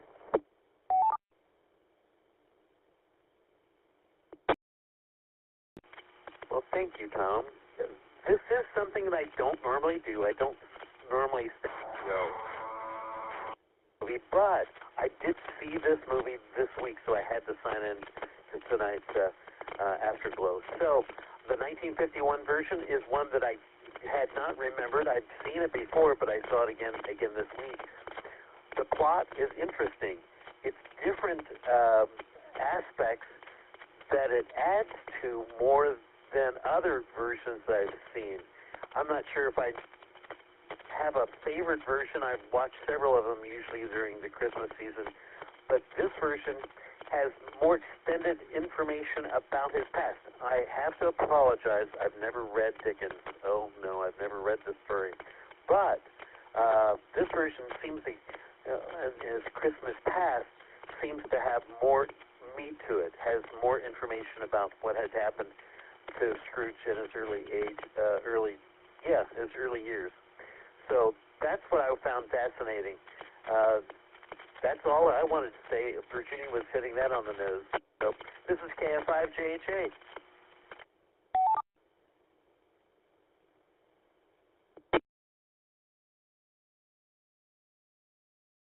Yep, agreed with your point. Next up is Bill, W5DLT. Bill, your thoughts on plot, and is this your favorite version? Hey, Tom. I'm going to try to make it in for the first 2 rounds. Not sure about the 3rd round. I'm down 12 pounds from a stomach bug, so I am getting tired fast. But, yes, this is, I think, my favorite version, probably because it is wordy. The actors in this version, there was a lot of dialogue, and I think this, one of the reasons this is one of my favorite versions is the Christmas past had a lot of history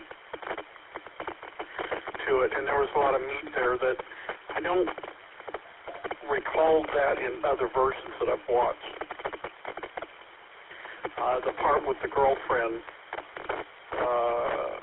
where she leaves him, I don't recall that being in other versions. Maybe it is, but I don't seem to remember that. So I always, like the older movies, and so this one from 1951 is probably my favorite. I remember watching as a kid. My first memory of this story was actually a radio show. I would always listen to the old radio shows on Christmas Eve night, and also watch some movies. And I always remember this story, but this particular version is probably one of my favorites. And the plot I like, you have to understand the time period when this was written,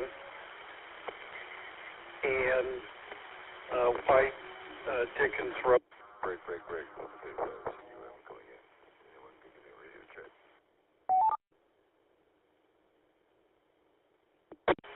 Not sure if someone needs to come in the repeater, if that's interference from another repeater.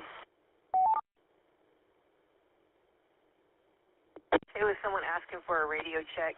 We are in the middle of a net right now in V5F.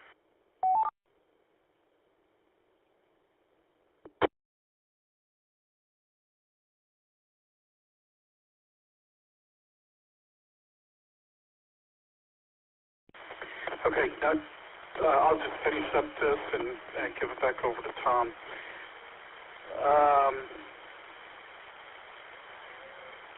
I lost my train of thought. Again, I'm sorry, guys. I'm recovering.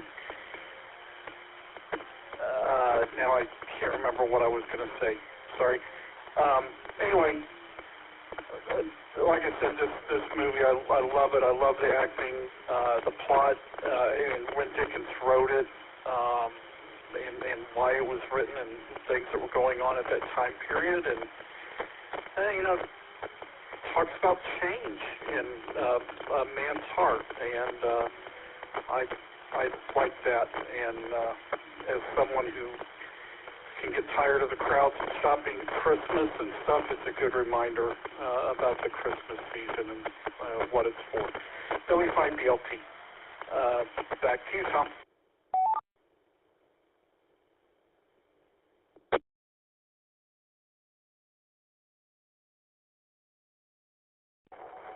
Excellent. Thank you, Bill. Thank you for your comments on this round. We are at the bottom of the list. Anyone else want to join us? Please come now. We're talking about the 1951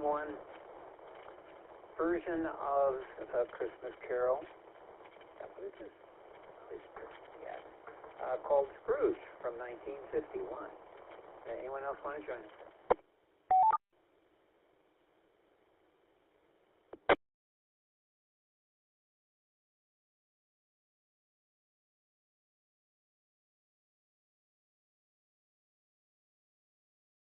Okay, no problem there.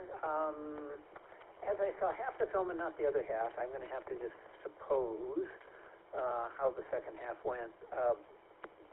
the thing I enjoyed, and I agree with everyone here, and they brought up the points already, but I'll go ahead and reiterate, is I do like the idea of Christmas Past. It's much more detailed. There's more of a backstory for Scrooge. We have interesting characters involved, people you actually care about. We'll talk about that. But that's kind of the heart of the meat of the story anyway, is that he has a change of heart. And it's an authentic one, and it matters, and that's how we should feel. Our time on Earth is limited, and it is decisions that you make along the way. But one of the greatest things about this story is that even though, Scrooge realizes he has a second chance, and he makes it a joyful time for himself and for others. It's a good thing to know. The fact that if you can bring joy to other people, it's not that hard. You can go about it in very simple, elemental ways. And in the holiday season, which is Christmas, which is December, that you have that opportunity. And the story always brings that out. And this version of this story does that indeed. I think it's important, and I think it's memorable. As far as, just a sidelight here, since we all know this story incredibly well, being at the concert today was really nice. We had Santa Claus, we had people there, we had 4 choral groups singing along with the orchestra. Very, very nice. It's been a long time since I've been to a live performance. I used to do them all the time, and I just got away from it. So it was really nice being in an auditorium with other people watching a live performance. Nothing better, let me tell you. But it was a great feeling, and you could sense it with the people around you. That's why live performances are so great. And as a result, you're communing and having a common experience together. And it's a positive one, and it's a meaningful one. And this movie and this story go in that direction, and they do it in an honest and erstwhile way, which I think is great. While Scrooge is a caricature at the beginning, he transforms and realizes that he's wrong, and he becomes this newly reformed character. And I think that's, I know it's generic, and we've talked about it before, but I think it's done in a very convincing way in this particular story. So I can't add a lot to it because we've been down this route before in other versions of this story, and we know how it goes. But I think overall, this one was very well produced and demonstrated to us. Okay, let's go ahead. Just the 5 of us this evening. We'll go ahead and start with the next round and characterization and the acting, of which we have a lot of characters, so you have plenty to choose from. We'll start with Virginia, MD5F. Virginia, what do you think? Characterizations, acting.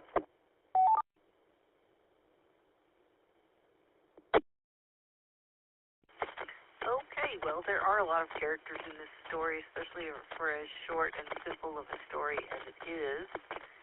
And I guess when I think about the characters and the acting in this, it makes me think I probably haven't seen this version because in my mind, I'm sort of unconsciously, I think, or consciously comparing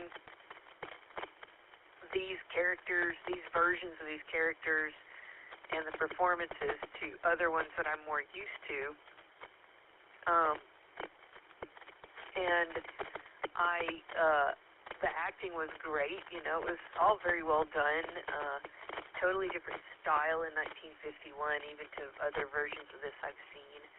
And I will honestly say that there's no, one version of this I've seen over and over and over again. I've just seen so many different ones, and it's not something that I necessarily see every year, even though it is something you end up seeing in some form every Christmas, that over your lifetime you just know the story, backwards and forwards, and I couldn't tell you exactly which version I've seen the most times or anything, but I do know that, kind of in the back of my mind I'm comparing these actors or these performances or these versions of these characters to other, to others that I've seen. And so I mean, overall, I thought they were great. Everything was well done. It was appropriate to the period. I did like the past stuff of all the different, all the different episodes from Scrooge's past, and him as a character being developed into, we find out why he's this sort of harsh man. Just the loss in his life and the things that didn't go right and the things that disappointed him, and losing relationships and losing friends, and just all the sadness and loss in his life that kind of made him a disappointed person. And I thought that was all really played well, and I did care about all these people and what was going to happen to him, even though I knew what was going to happen. It's still really sad. It's just really one of those things you don't, it's almost like you sort of put it out of your mind, and then one day you're watching this story again, and you're like, man, this really is, it's so sad. And then the kid who played Tiny Tim was great, and that's always like a hallmark of a good Christmas Carol. Tiny Tim has to be great. Bob Cratchit was great. Jacob Marley was, he was really good. And they were good. I like this version. I probably need to go back and watch it more times to get everything that's in it and get used to it. And, at first Scrooge I even described him on Friday night as kind of almost had like a ghoulish persona about him. At first, he was just so, he's just so dreary, and then he, by the end, he's like this joyous person, and you just have to find a good actor to play Ebenezer Scrooge, because he has to be someone you, like, love to hate at the beginning, and then by the end, you're just so happy that he's happy, and, you're rejoicing with him, because he's such a, he's had such a wonderful change in his life. So overall, I thought everything was very good, very well played, very nicely done. Even the smallest characters were handled with care, and lots of dialogue, like Bill said, and that was just, I miss that nowadays. I think that I got my whole soapbox about exposition and dialogue. I won't get on that tonight. And it was Dickens. Dickens was wordy, and I think last night Tony even made some quip about how Dickens was obviously paid by the word, but I think back then when people were publishing novellas and serials in, magazines and stuff, everybody was paid by the word back then. So, maybe that's why the stories had such beautiful, wonderful language. People were paid by the word, and they were trying to figure out how to be without sounding boring. So I think Dickens manages that, and I think the acting here was great, and it all had that crisp British, quality that we come to expect from the Christmas Carol, and I enjoyed it. I enjoyed it very much. Back to net, NV5F.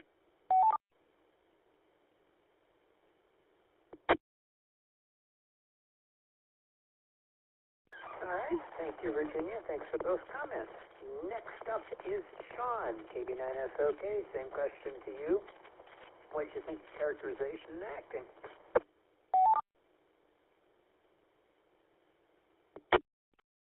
Yeah, this is KB9SOK. I was just doing a little Googling, and I guess there's been 10 TV versions or 10 movies that have been made that have been pretty close to the exact plot. So yeah, there's been quite a few, and there's a couple other, I didn't even know they're fairly famous people that have done them. I've never seen those versions. So yeah, this has definitely been over a lot. I think the version I've seen the most was the 1984 one, with George C. Scott, but I didn't remember pieces of this one. I think the acting was actually very well done.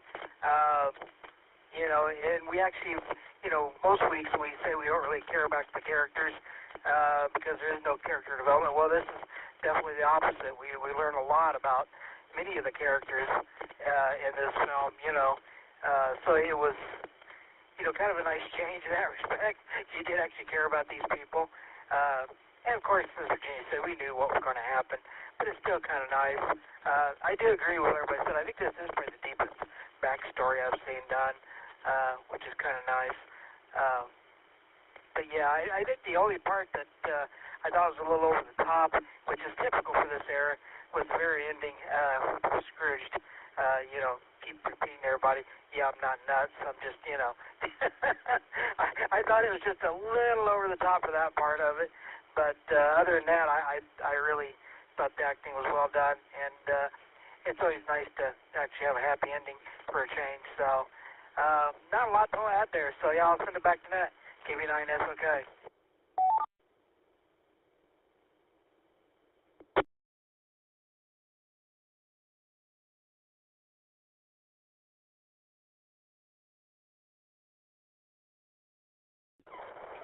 What did you think about, you get to play along with us, so you get to play by the rules too.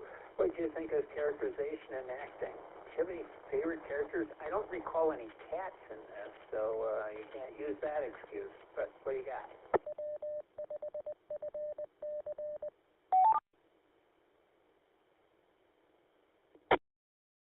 Ooh, a cat in it would have been nice. Yeah, okay. Bob the cat scratching at the balcony door, wanting back inside, so maybe I should let him inside. But I'll do that after I talk about this. I'm spoiled. I'm spoiled with all the other versions, the more recent versions, the animations and whatnot. But the ghosts of past, present, and future, those ghosts, I didn't get into any of them as much as the more modern day versions of them. So that acting, I don't know if it was the acting. The words are all basically the same with all the versions of them. But maybe it's the special effects, because they didn't have that much in the way of special effects back then. It was nominal. Overlay of a face of Marley on the door knocker, yeah. Well, but the ghosts were, I don't know. They didn't seem to be as believable to me as the more recent ones. So that's my twist on the characterization and the acting. This is KF5JHA.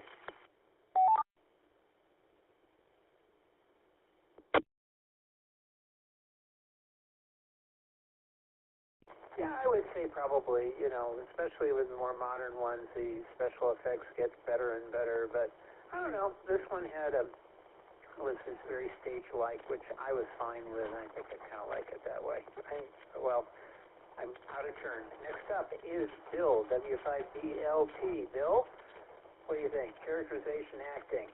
Did they shout British enough for you? I say, old chap, I think they did a tremendous job. No, I'm sorry. I do like that kind of British feel to it. Maybe the reason I like this version as opposed to some modern versions, although the one from 1984 is good. I mean, I had forgotten about that one, and then I remembered that version as well. But I think I like this version because it's more radio show-like, and there was the dialogue. And I think that era, there was more emphasis put on the acting and dialogue, I think, than special effects. Now, today, we've got the special effects and very little dialogue, it seems like.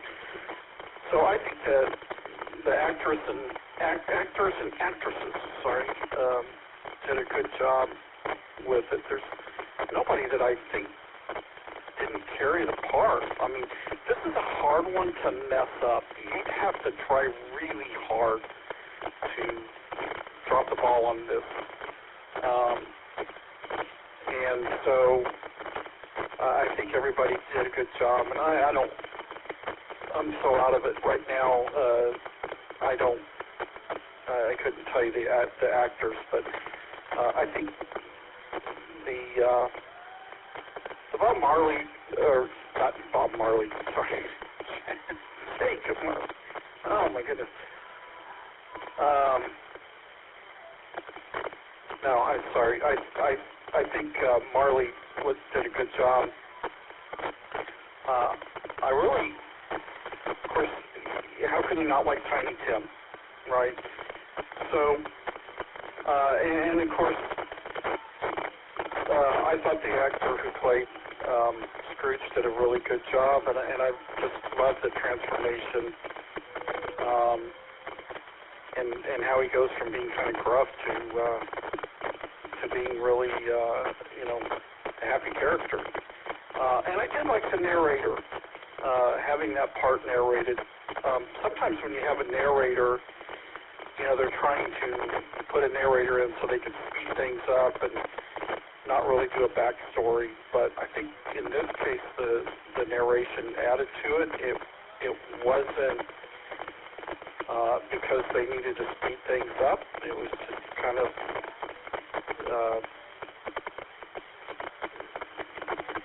telling you, especially at the end, just kind of wrapping it up. I'm not going to have anything on the third round. Sorry, guys, I'm struggling a little bit tonight, but do appreciate this, as always. W5BLT, back to next call.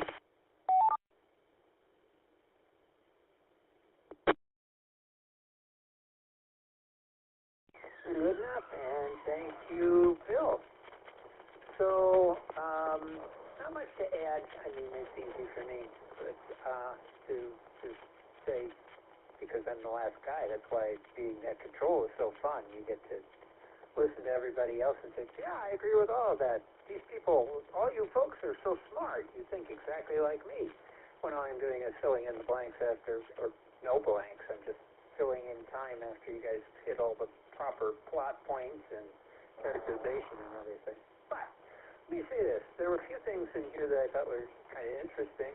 I loved the Alistair Sim as Ebenezer Scrooge. I thought he did an excellent job. He really held it together. Marley's Ghost, I liked him a lot. I thought he was quite good. I guess that's Michael Horton. But what surprised me was when I saw Patrick McNee in the cast. I thought, I don't remember seeing him in this. Yeah, he was in it. He was in the whole first part of Christmas Past. Patrick McNee, for those of you who don't know, probably everybody here does, but anybody listening doesn't. He's a British actor, best known in the 60s, playing the venerable John Steed in the Avengers, the real Avengers series, not the movie thing with the superheroes, but the Avengers, the spy craft stuff that was going on with the wacky episodes. He was the guy in the bowler and the umbrella that he carried with him everywhere he went. Never used a gun. But he was in this. He was about in his mid-20s, I think, when he did this, and he played young Jacob Marley. I'm watching him. I didn't even recognize him. He was so darn young in the thing. But at any rate, he was in it. I thought he did a fine job for the short time that he was on screen. Everybody else did their job quite well. Of course, everybody likes Tiny Tim. You gotta cast that guy right, otherwise the whole thing falls on its face. There was a version I saw many years ago, when it was on, was it ABC?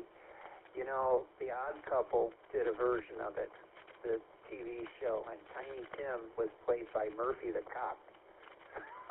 And he used to take, and he would, God bless us all, everyone, he would take his chin and he would rub it on the shoulder of anybody who would listen to him. And he was the cop from The Odd Couple. At any rate, all interesting. All our ghosts were very sufficiently scary. I thought they did fine. I think there's this 1934 version. I think the ghosts were a little scarier then. But maybe part of that was because of the age of the film. One of the things that we do have as a benefit today, and it may be to a may not be to a benefit for those of us who are old school or just old since we went to school, is those older versions had a lot of noise in them. The picture quality was kind of ghostly, not on purpose, but because of their age. And so it kind of gave it that creepy, rustic feel simply because it's an old film from 1934 or something. So those versions now, they've struck new prints and fixed them digitally. These things are as pristine as they were when they showed in movies, maybe better, simply because of higher frame rate and clean copies that are... This one was very good on YouTube. I don't know who did the restoration, but it was obviously well done. And it's a later film, 51, so they had better preserving techniques back then. But overall, it has a very good look. But I think sometimes the creepier stuff comes from that. Acting, everybody speaks as though they are stage actors, and many of them were. I'm perfectly good with that. I don't mind people shouting at the camera so I can understand them. I literally, and you know this, and I've mentioned it before, I was watching, what was I watching? Slow Horses, which is British. By the way, it's a wonderful series about some misfit MI5 people. If you're into MI5 and weird stuff, it's a great series. It's in its 4th season on Apple TV. But at any rate, the long and short of it is I have to put on the subtitles because I can't understand them otherwise. And that's because they speak in a normal voice. Well, in older films, because you've got to get through all the things that you got to get.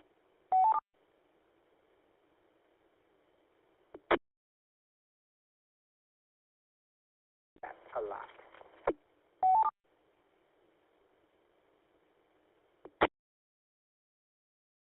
So, let's start at the top. This is anything you want time. You can talk about the music. You can talk about the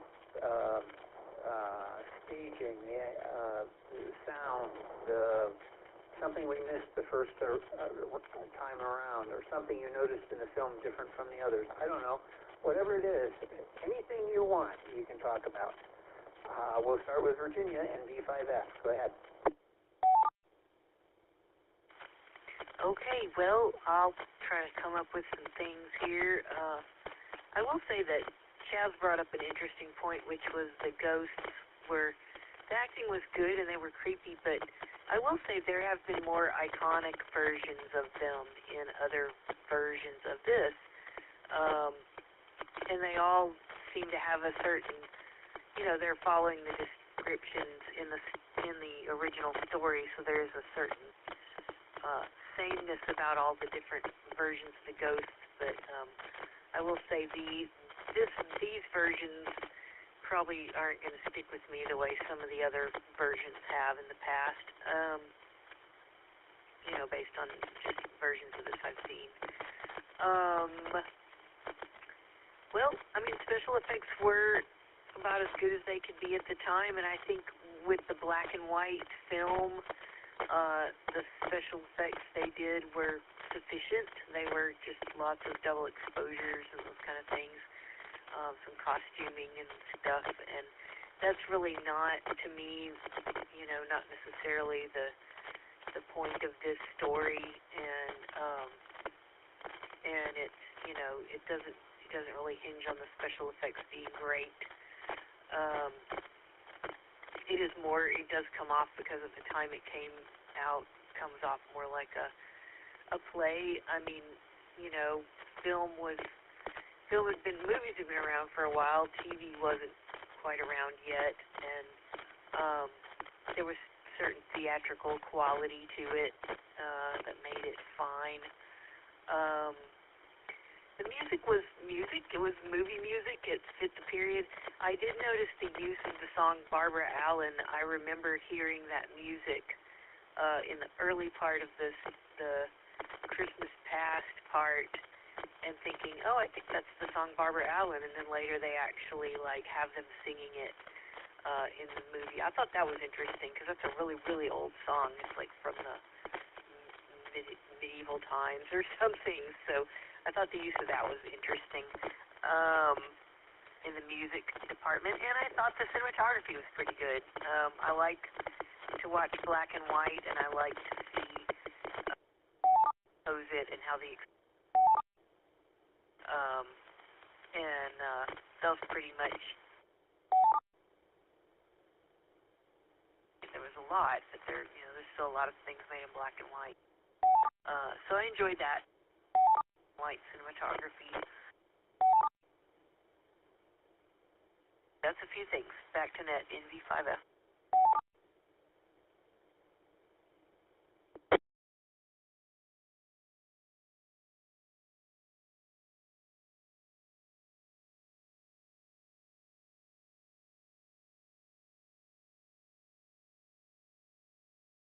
You kind of dropped out. You had a good signal, but it seemed to just kind of drop out for a second or two. I don't know if I don't think you're on a handy talkie or a relay, but you might want to check it. Something, maybe a connection to the mic. Not a signal problem, no background for noise or anything, or a weak signal, just that you would drop out and then come back on. Just a FYI. Next up, Sean, KB9SOK, same to you. What's your final comment from KE5 ICX?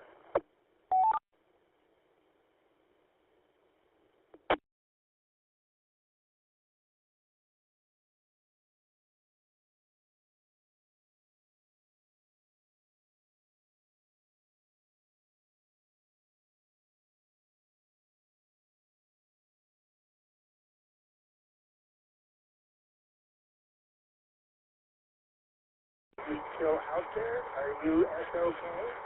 It's hard to hear. On the surround system, I've actually turned up my center channel to help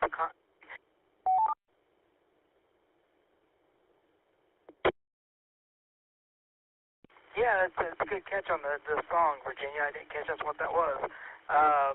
So yeah, I think the sound, the audio is fine. The special effects, yeah, it is pretty typical for showing ghosts at the time.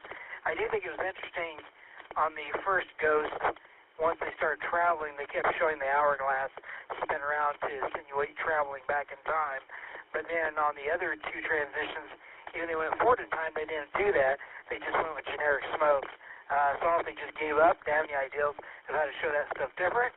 But it was like they made an extra effort on going back in time, but didn't worry about the other transitions. So that was kind of interesting. Other than that, not a whole lot to add. Enjoyed the conversation as always. Looking forward to the next one. Back to net, KB9SOK.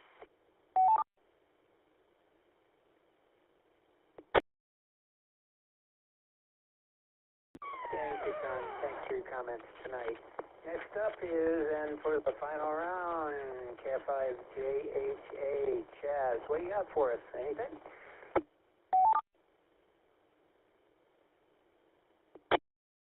Oh, Virginia had a good one. Music. What I noticed, which I had not noticed before when I watched those versions several times, there were Christmas songs being played. No, I'm not talking about things that were obvious, but softly in the background. There were actually Christmas songs being played in the background. So that was something I'd noticed this time watching it, but I had not noticed in the past. But again, they were softly played.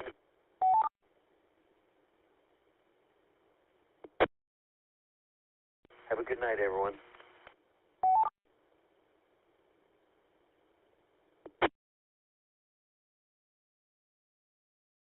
Hey, thank you, Chaz. Maybe that cutout isn't Sean. I heard the same thing with Chaz, so maybe there's something up with the repeater. I don't know. We probably just burned up the airwaves tonight. Next up, final round, is Bill, W5DLC. Bill, what do you got to add for our parting shot?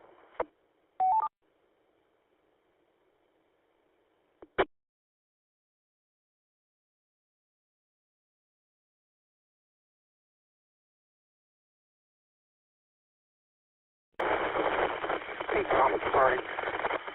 I will make it the third round. I thought I wasn't going to, but...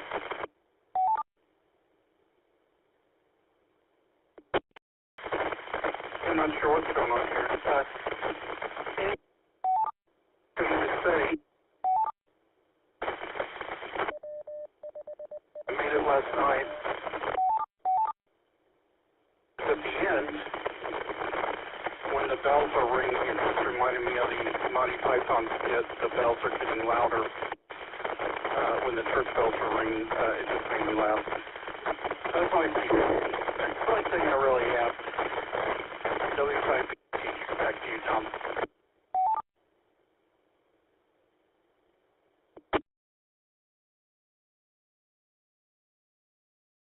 All right, thank you, Bill. I definitely think it is the repeater that's having problems, so I think it's fading for whatever reason.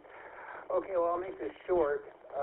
Next week, I thought maybe I'm going to be selfish. There's something that I used to do every Christmas, and I'm going to do it with this group. I think this is the second time I've done it with this group over the last, 8 or 10 years we've been doing this. And that is, there's a Twilight Zone episode, Night of the Meek. Now, you may remember the 1959 version, but the one that I want to show or watch is the one from 1985. That is actually 3 episodes from the first rebooted version of the Twilight Zone, which was done by Joe Straczynski and Harlan Ellison, so there was some good talent there. Joe Dante was involved, really some great talent working on that show. This is the Christmas first season episodes, actually 3 vignettes, Night of the Meek, which was a redo, but Can She Type with Pam Dauber and I can't think of his name, the guy who played Riker on Star Trek. And then the third one is The Star, which is an Arthur C. Clarke story that I always read at Christmas time. So those 3, that was turned into a little mini teleplay. So there's 3 of them. It is available over on YouTube, and it's a good copy, too. They've since restruck them for video, and it's very nice to watch. I had the old VHS copies that I ran for years. So that'll be for next week. I'll send the information out to all of you. Look forward to it, and thank you for participating this evening. We'll see you next week, same bat time, same bat station. This is KE5 ICX, now clear.